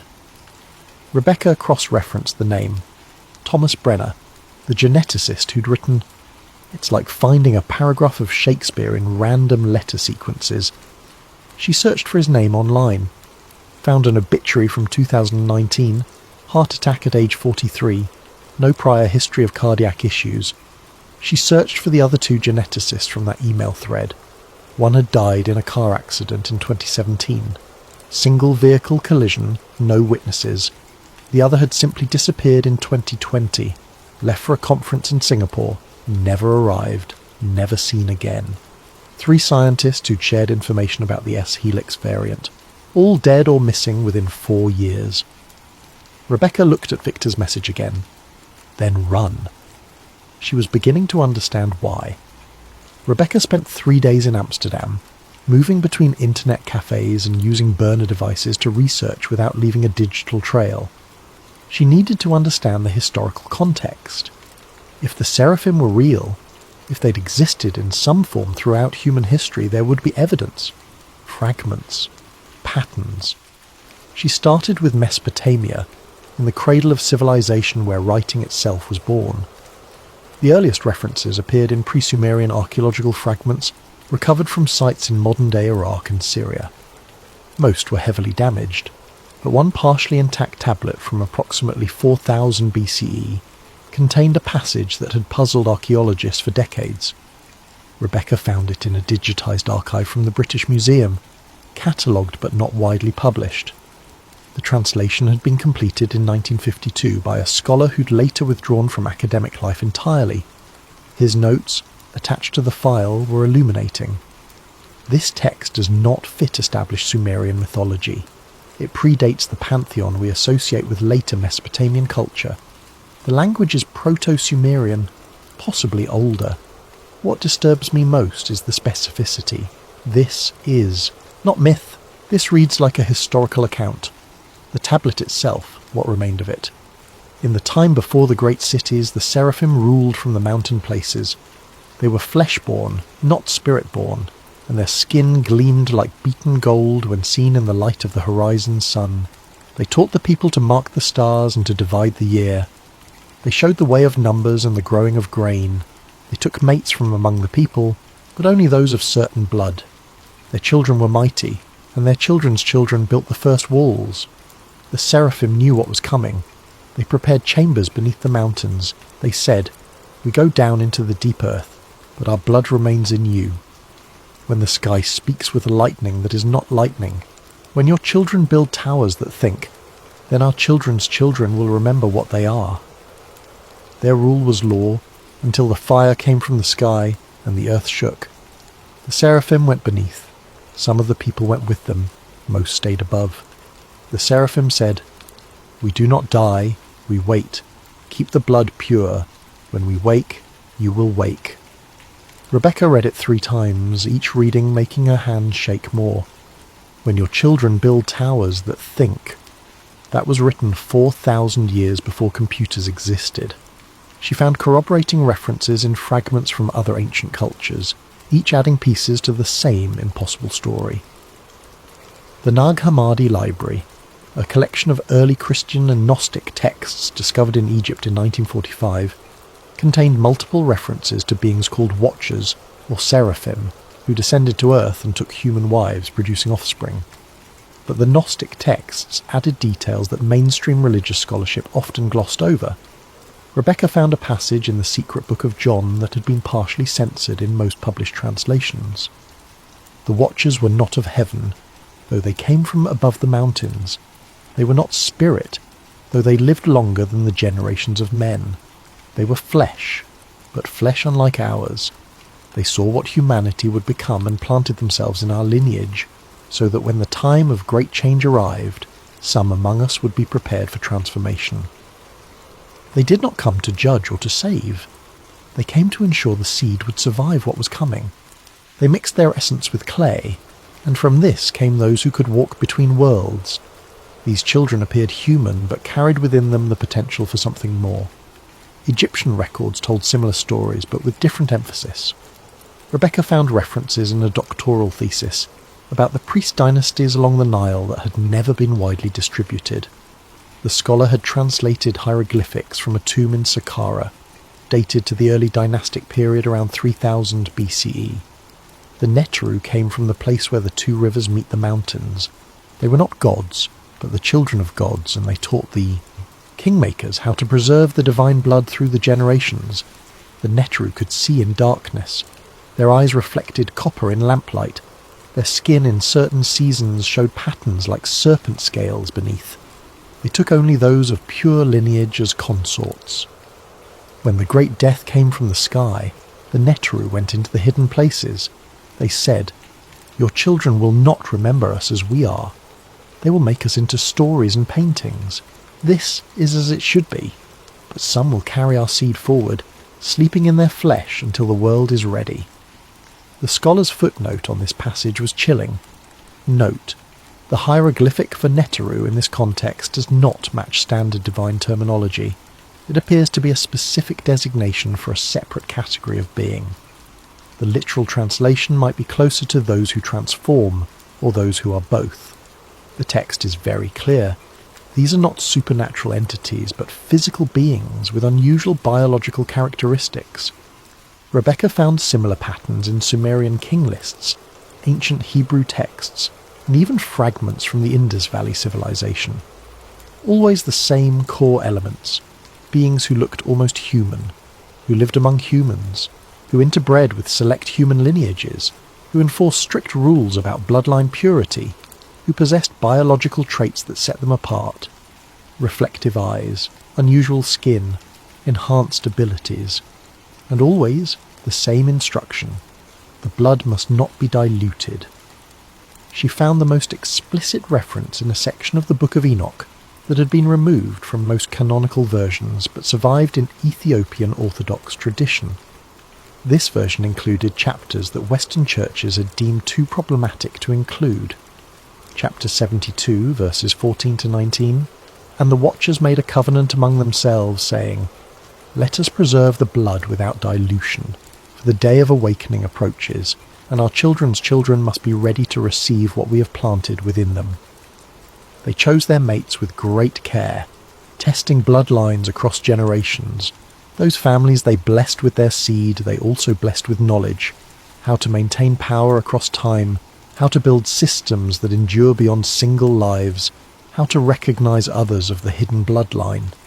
And they said, "When the world fills with invisible fire, when the air itself carries thought, and the machines of men begin to wake, then our children will begin to remember. They will not know why they are different, only that they are.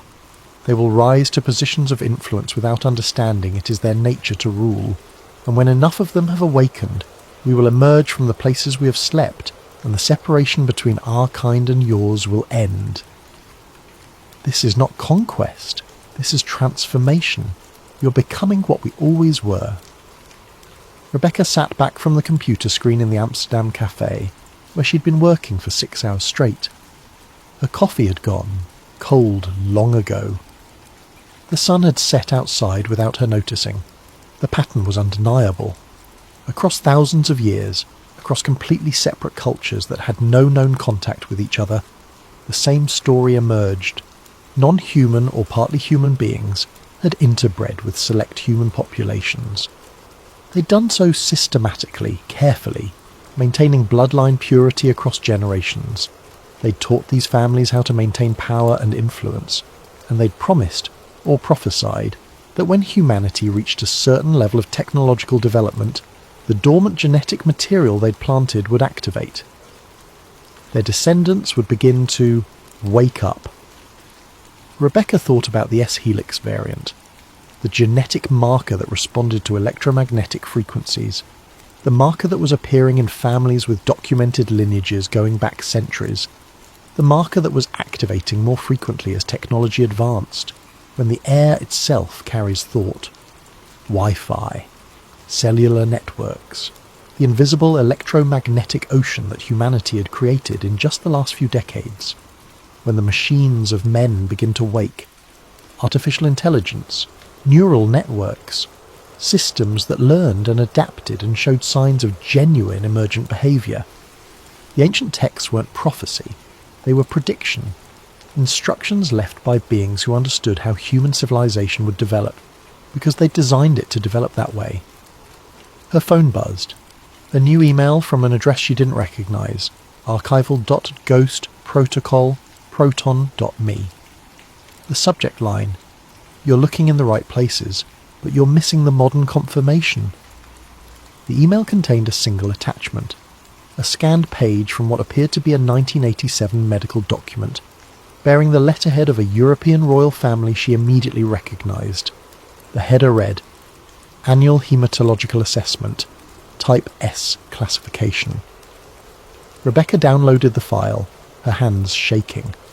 The ghost protocol had found her, and they were feeding her exactly what she needed to know. The question was why. The 1987 document was clinically detailed and utterly damning. It described routine medical screening conducted on members of a specific aristocratic bloodline, names redacted throughout, but the family crest visible in the top corner made their identity unmistakable to anyone familiar with European monarchy. The assessment focused on what they termed Type S hematologic differentiation, a cluster of physiological characteristics that appeared consistently across certain family members but not others. The findings were extraordinary.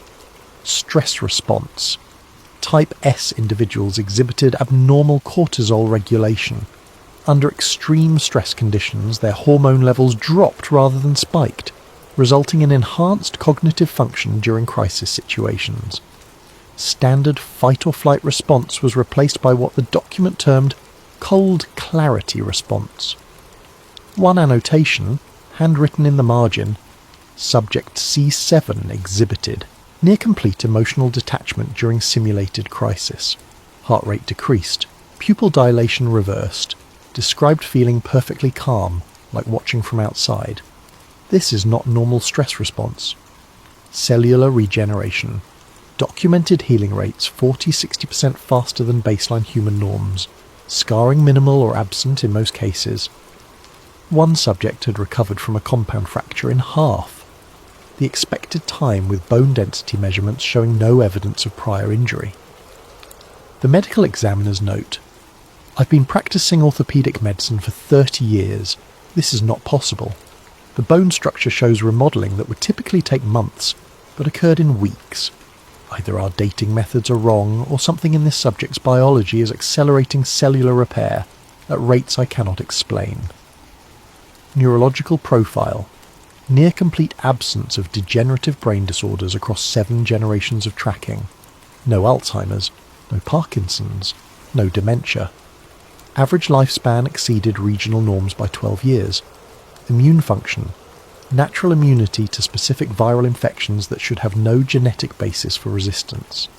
Several Type S individuals had been exposed to influenza outbreaks that sickened entire households, but never developed symptoms themselves.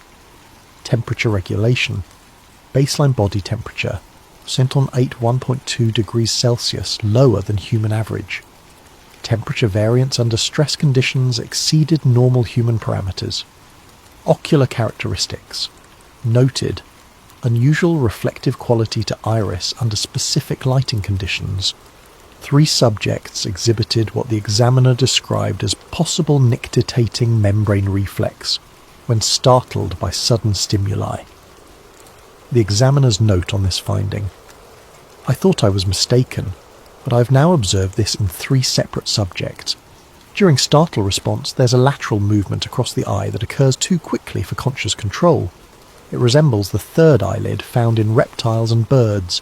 This should not exist in human anatomy."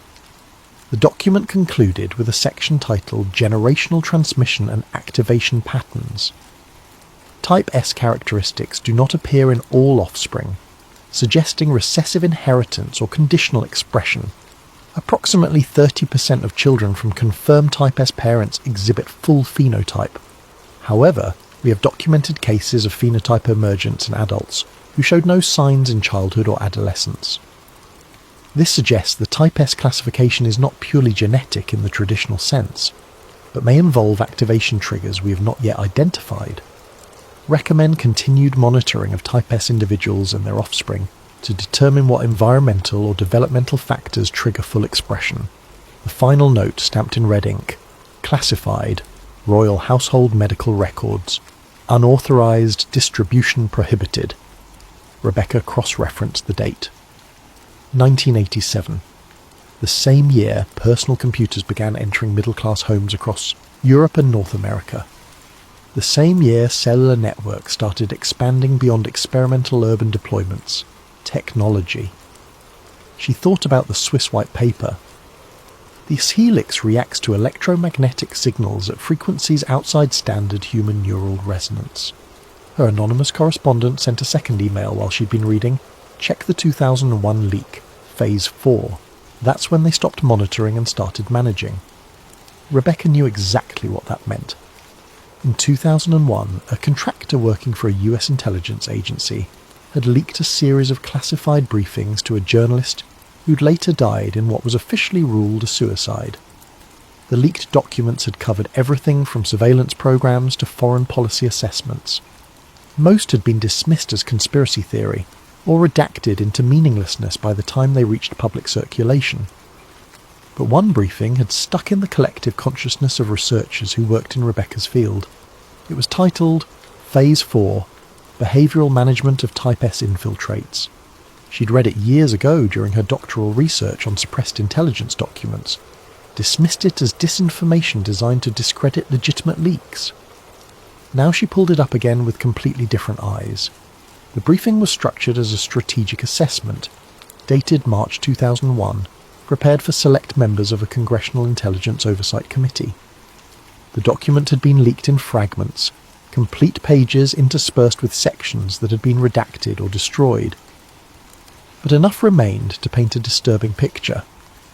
Subject: Strategic Assessment.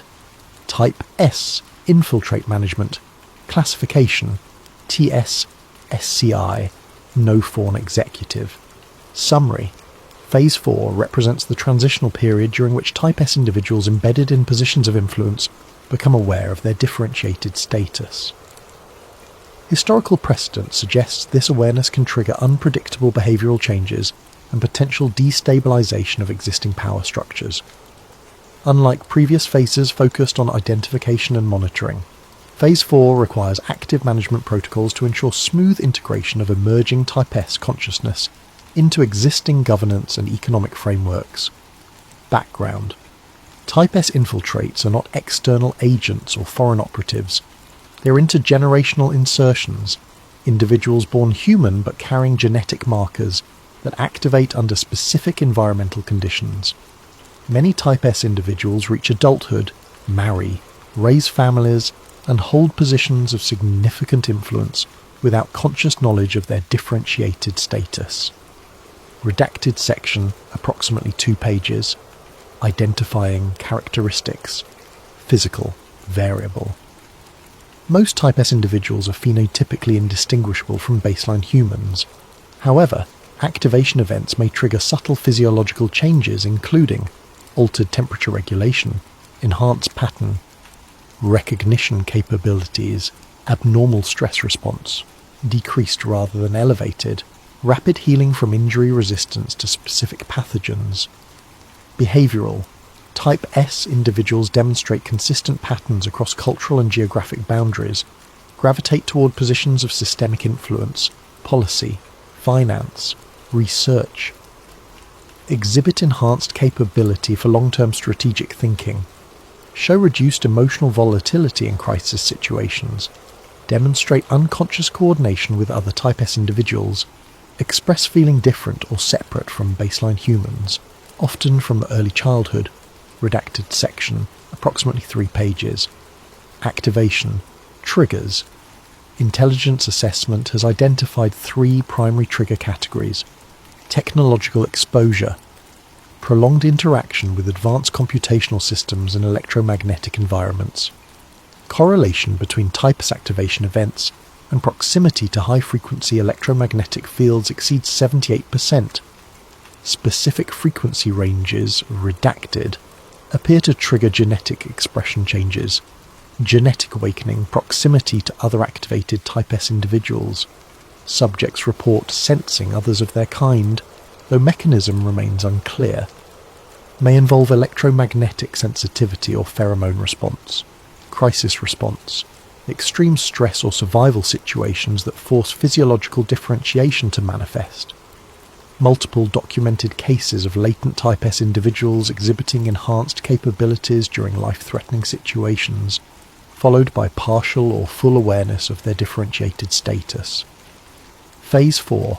Characteristics. Phase 4 begins when a critical mass of type S individuals become aware of their differentiated status. Current intelligence suggests we are entering Phase 4 now. Indicators include increased private communication networks among confirmed Type S individuals, formation of informal alliance structures across political and national boundaries, attempts to access classified research on S-helix genetic markers, increased interest in historical records regarding redacted strategic implications. Traditional security frameworks are inadequate for addressing emergent Type S consciousness. These individuals are not hostile foreign actors. They are embedded in critical infrastructure, political leadership, scientific research, and cultural influence positions. Many have security clearances. Some have access to classified information regarding their own status. Forceful containment or exposure strategies carry unacceptable risk. Type S individuals in intelligence positions could leak classified information. Type S individuals in policy positions could destabilize government structures. Coordinated Type S response to persecution could trigger redacted. Public exposure could trigger mass panic and social destabilization. Recommended management approach. Phase 4. Management should focus on controlled integration rather than containment or exposure. Objectives. Monitor Type S communication networks without triggering defensive responses. Provide limited, controlled disclosure to select Type S individuals to prevent independent information gathering. Establish informal liaison protocols with cooperative Type S individuals in key positions.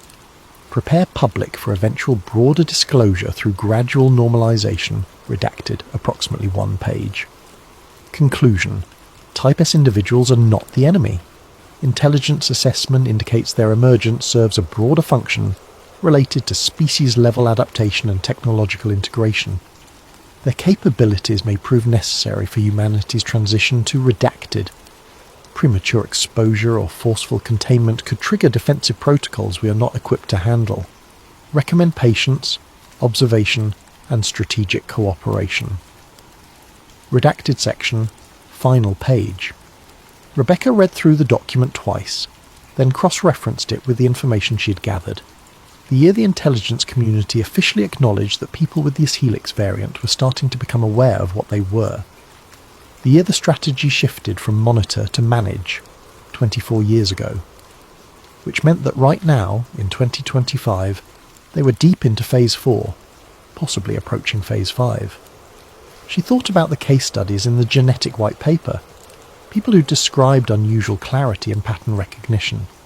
People who'd said it felt like they were interfacing with code instead of just reading it. People who didn't know they were different, just knew they were unusually good at what they did. What happened when those people found out why? Rebecca opened her encrypted messaging app and sent a query to a contact she'd cultivated over years of archival work.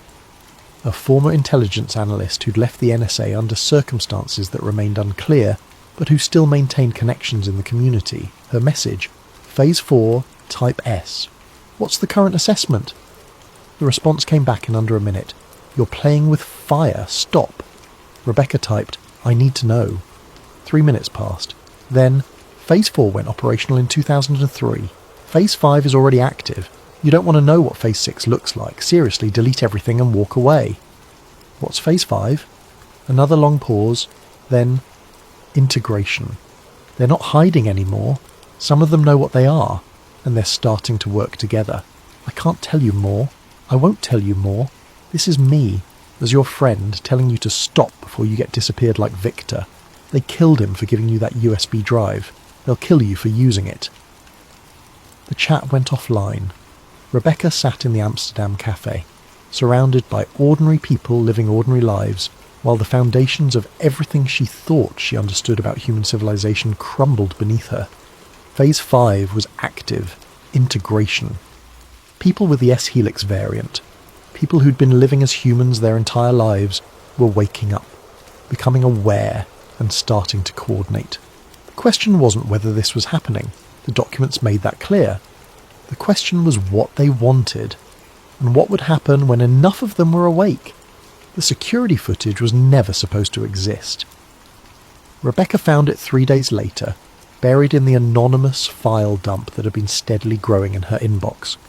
Someone was feeding her information, someone with access to materials that should have been destroyed decades ago. Someone who wanted her to know the truth, or wanted someone to know, and she was the conduit. The footage was dated August 14th, 2016.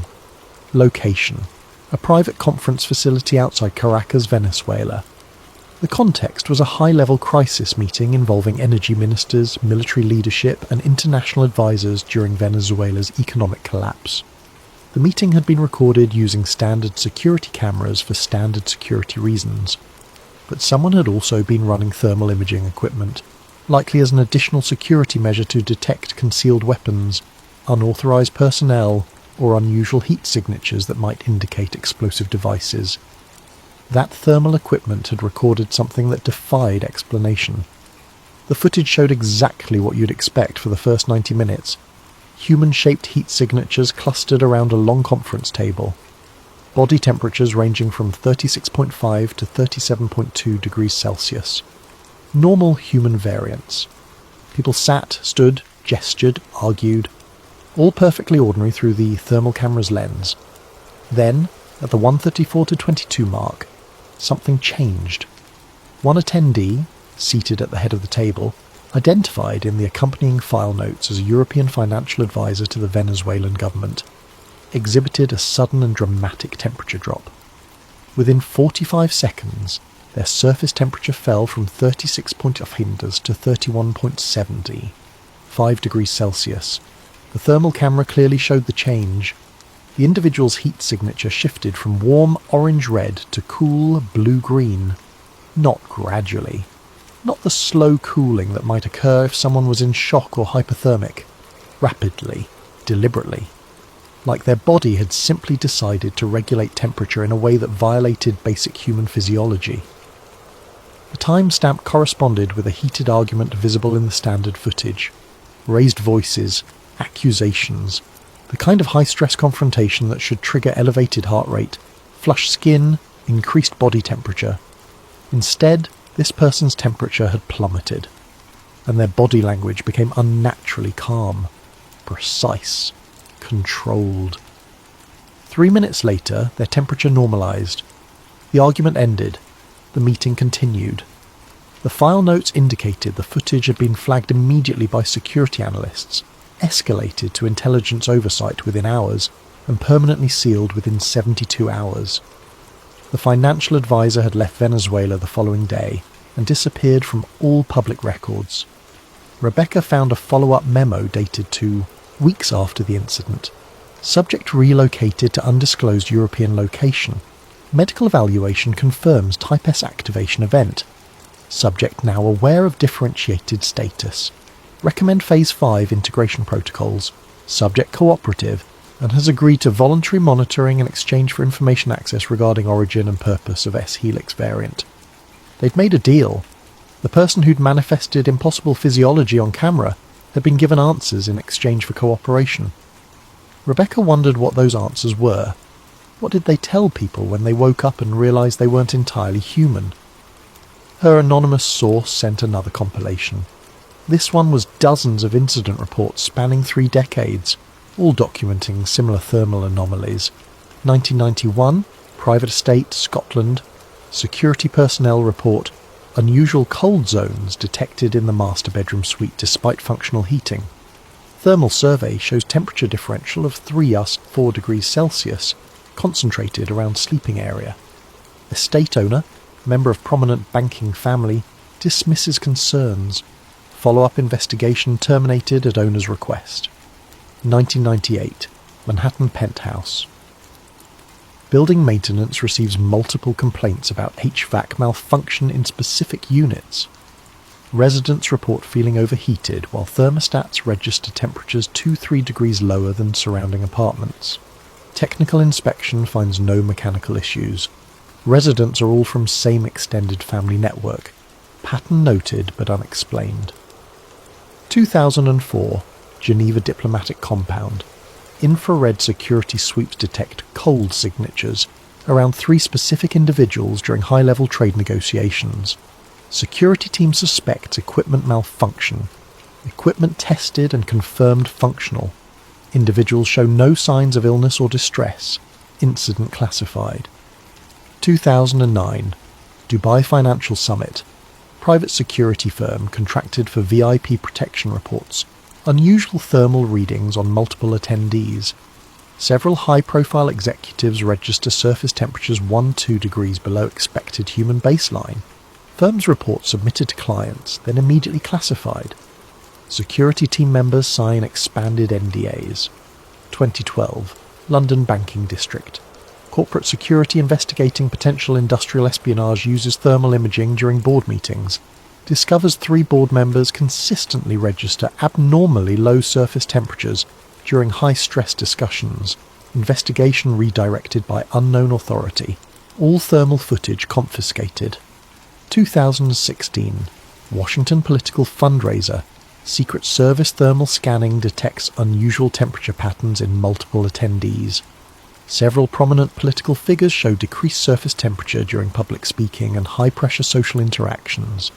Anomalies noted in after-action report but not investigated further. The pattern was undeniable.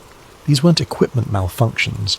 These were people whose bodies responded to stress and electromagnetic environments in ways that violated understood human biology. And then there were the eyes. Rebecca found a separate file containing compiled reports from security personnel, journalists, personal assistants, and even entertainment industry professionals. Dozens of observations, each dismissed individually, but forming an impossible pattern when viewed together. Subject's eyes reflected amber gold under camera flash, similar to animal eyeshine, assumed to be lighting artifact. Photographer, 2008. During night vision surveillance, subject's eyes showed reflective quality not consistent with human eye structure. Equipment tested and confirmed functional. Private security report, 2011. I could swear I saw his eyes blink sideways, like not up and down, but from the side. But that's impossible, so I must have imagined it. Political aid, anonymous interview, 2015. Under UV security lighting, several VIP guests exhibited unusual iris reflection patterns. Copper or gold coloration not typical of human eyes under these conditions. Event security log, 2019. The senator's eyes. There was something wrong. During the press conference, when the lights hit him at a certain angle, I saw something move across his eye, horizontally. My colleague saw it too. We both pretended we didn't. Camera operator, confidential testimony. 2021, nictitating membranes. Third eyelids. Reflective tapetum lucidum like nocturnal predators possessed. Biological features that didn't exist in human anatomy.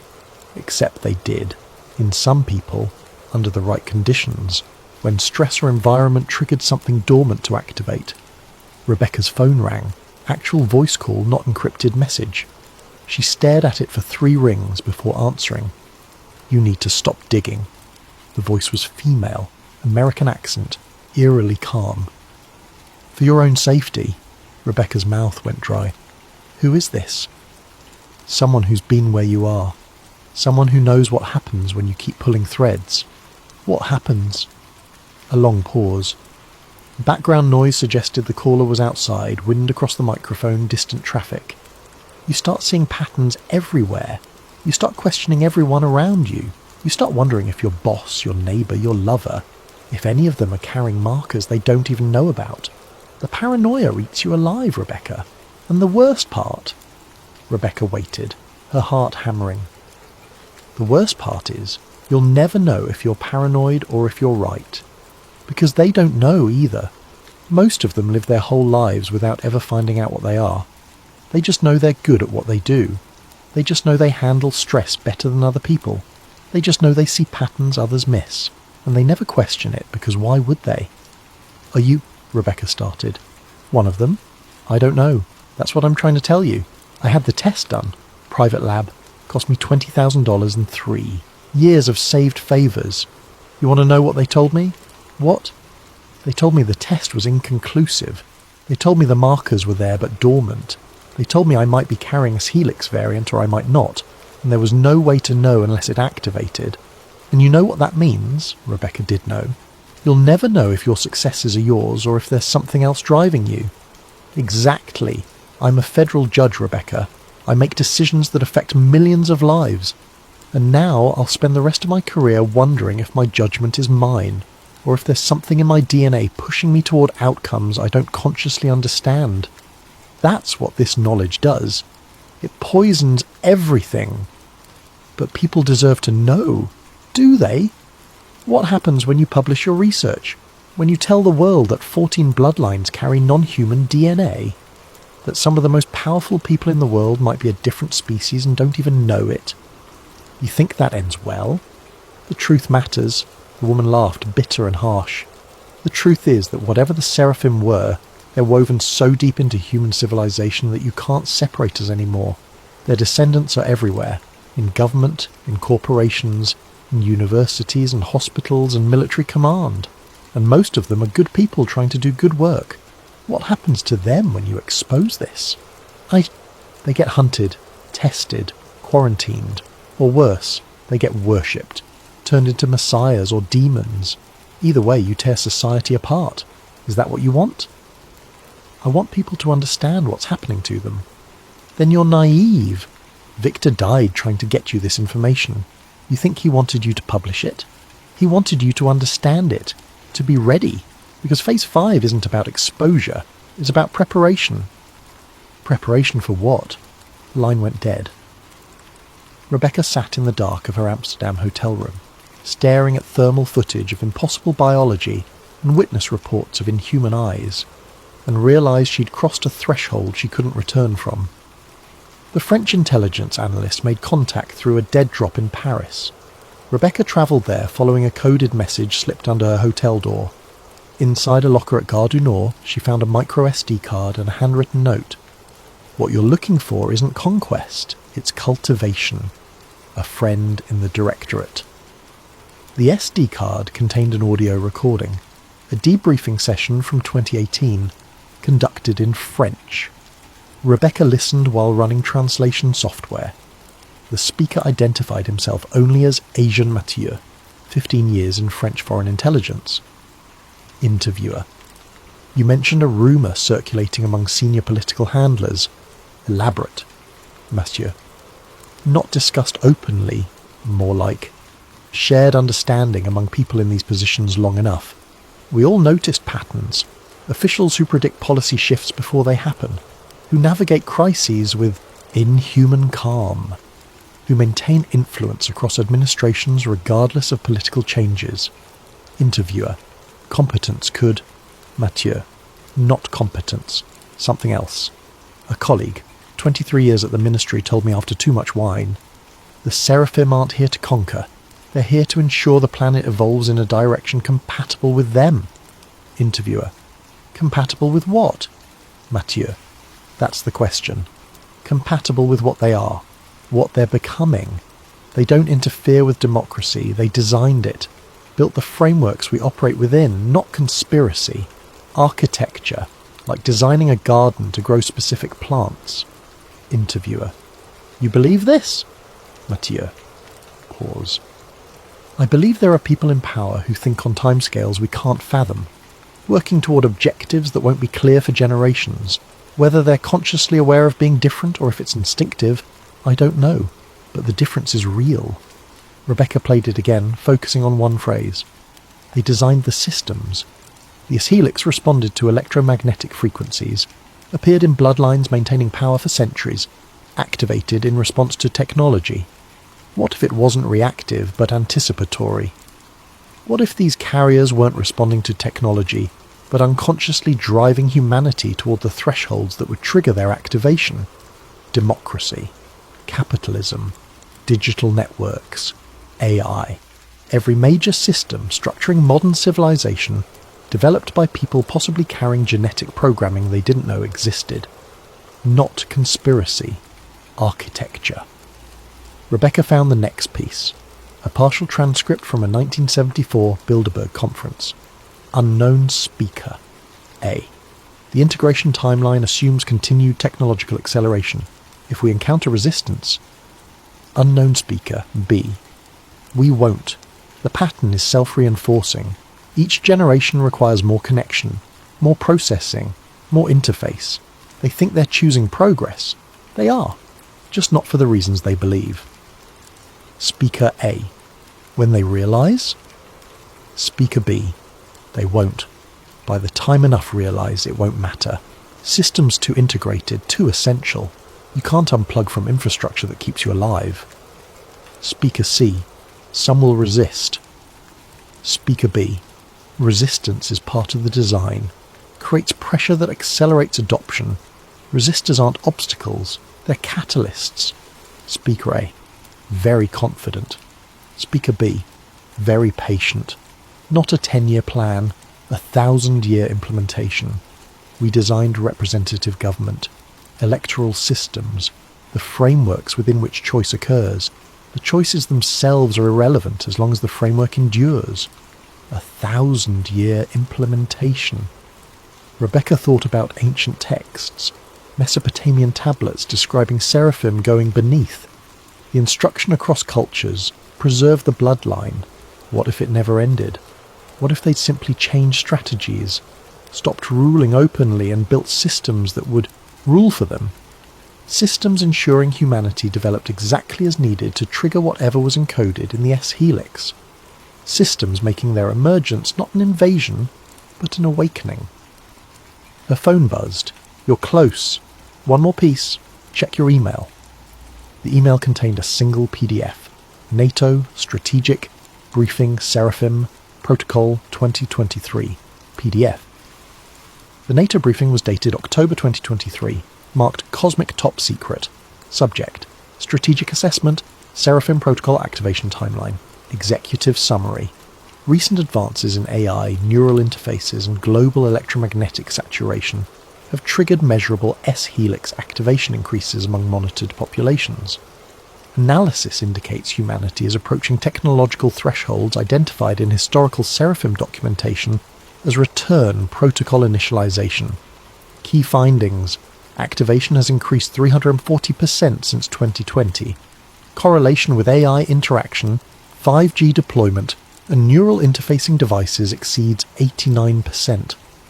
Activated individuals demonstrate enhanced pattern recognition, accelerated learning, and what subjects describe as expanded systemic awareness. Most remain unaware of physiological differentiation. Activated S-helix carriers demonstrate unconscious coordination in policy, technology investment, and social engineering. Emergent collective behavior, not conscious conspiracy. Current rates suggest 15-20% of carriers will achieve full phenotype expression by 2030. Historical documentation suggests this represents critical threshold for return protocol completion. Historical context. Recovered Seraphim documentation indicates original departure was strategic hibernation, not retreat. Genetic architecture designed to remain dormant until humanity achieved sufficient technological sophistication for full Seraphim integration. The S-helix isn't infection, it's preparation. Strategic implications. Traditional security frameworks inadequate. Subjects embedded in critical infrastructure. Political leadership. Scientific research. Cultural influence. Born human. Raised human. Many live and die without activation. Those who activate aren't hostile. Assessment indicates Seraphim agenda aligns with long-term human survival, though definition of human may require revision. Conclusion. Humanity will reach technological thresholds in 5 to 10 years, triggering widespread S-helix activation. Enhanced AI, brain-computer interfaces, global neural networks, not coincidental. These are environmental conditions Seraphim genetic architecture was designed to respond to. The briefing concluded with a final slide. There is no invasion. They are already born. They are waking up. Beneath it, recommended response. Monitor and adapt. Integration inevitable. Resistance counterproductive.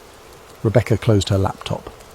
Around her, people worked on devices that might be triggering something ancient in genetics, of people they'd known their entire lives.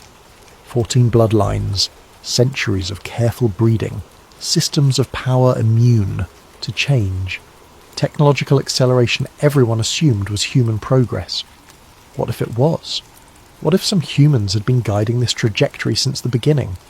What if democracy, capitalism, technological progress, digital interconnection weren't human achievements influenced by others, but seraphim achievements implemented through human consciousness, through people who believed themselves human until conditions awakened what had always slept inside them? Her phone buzzed. Genesis. Protocol. Verified a proton.me. You found what Victor died to give you. Now choose. Publish and trigger panic, or wait and watch. Either way, you can't stop what's waking up. We've been waking since you invented fire, since you built cities, since you split the atom. Each threshold brings us closer to what we were always meant to become. You're not being invaded, you're being remembered. Some of us remember better than others. Soon, enough will remember, and then you'll understand.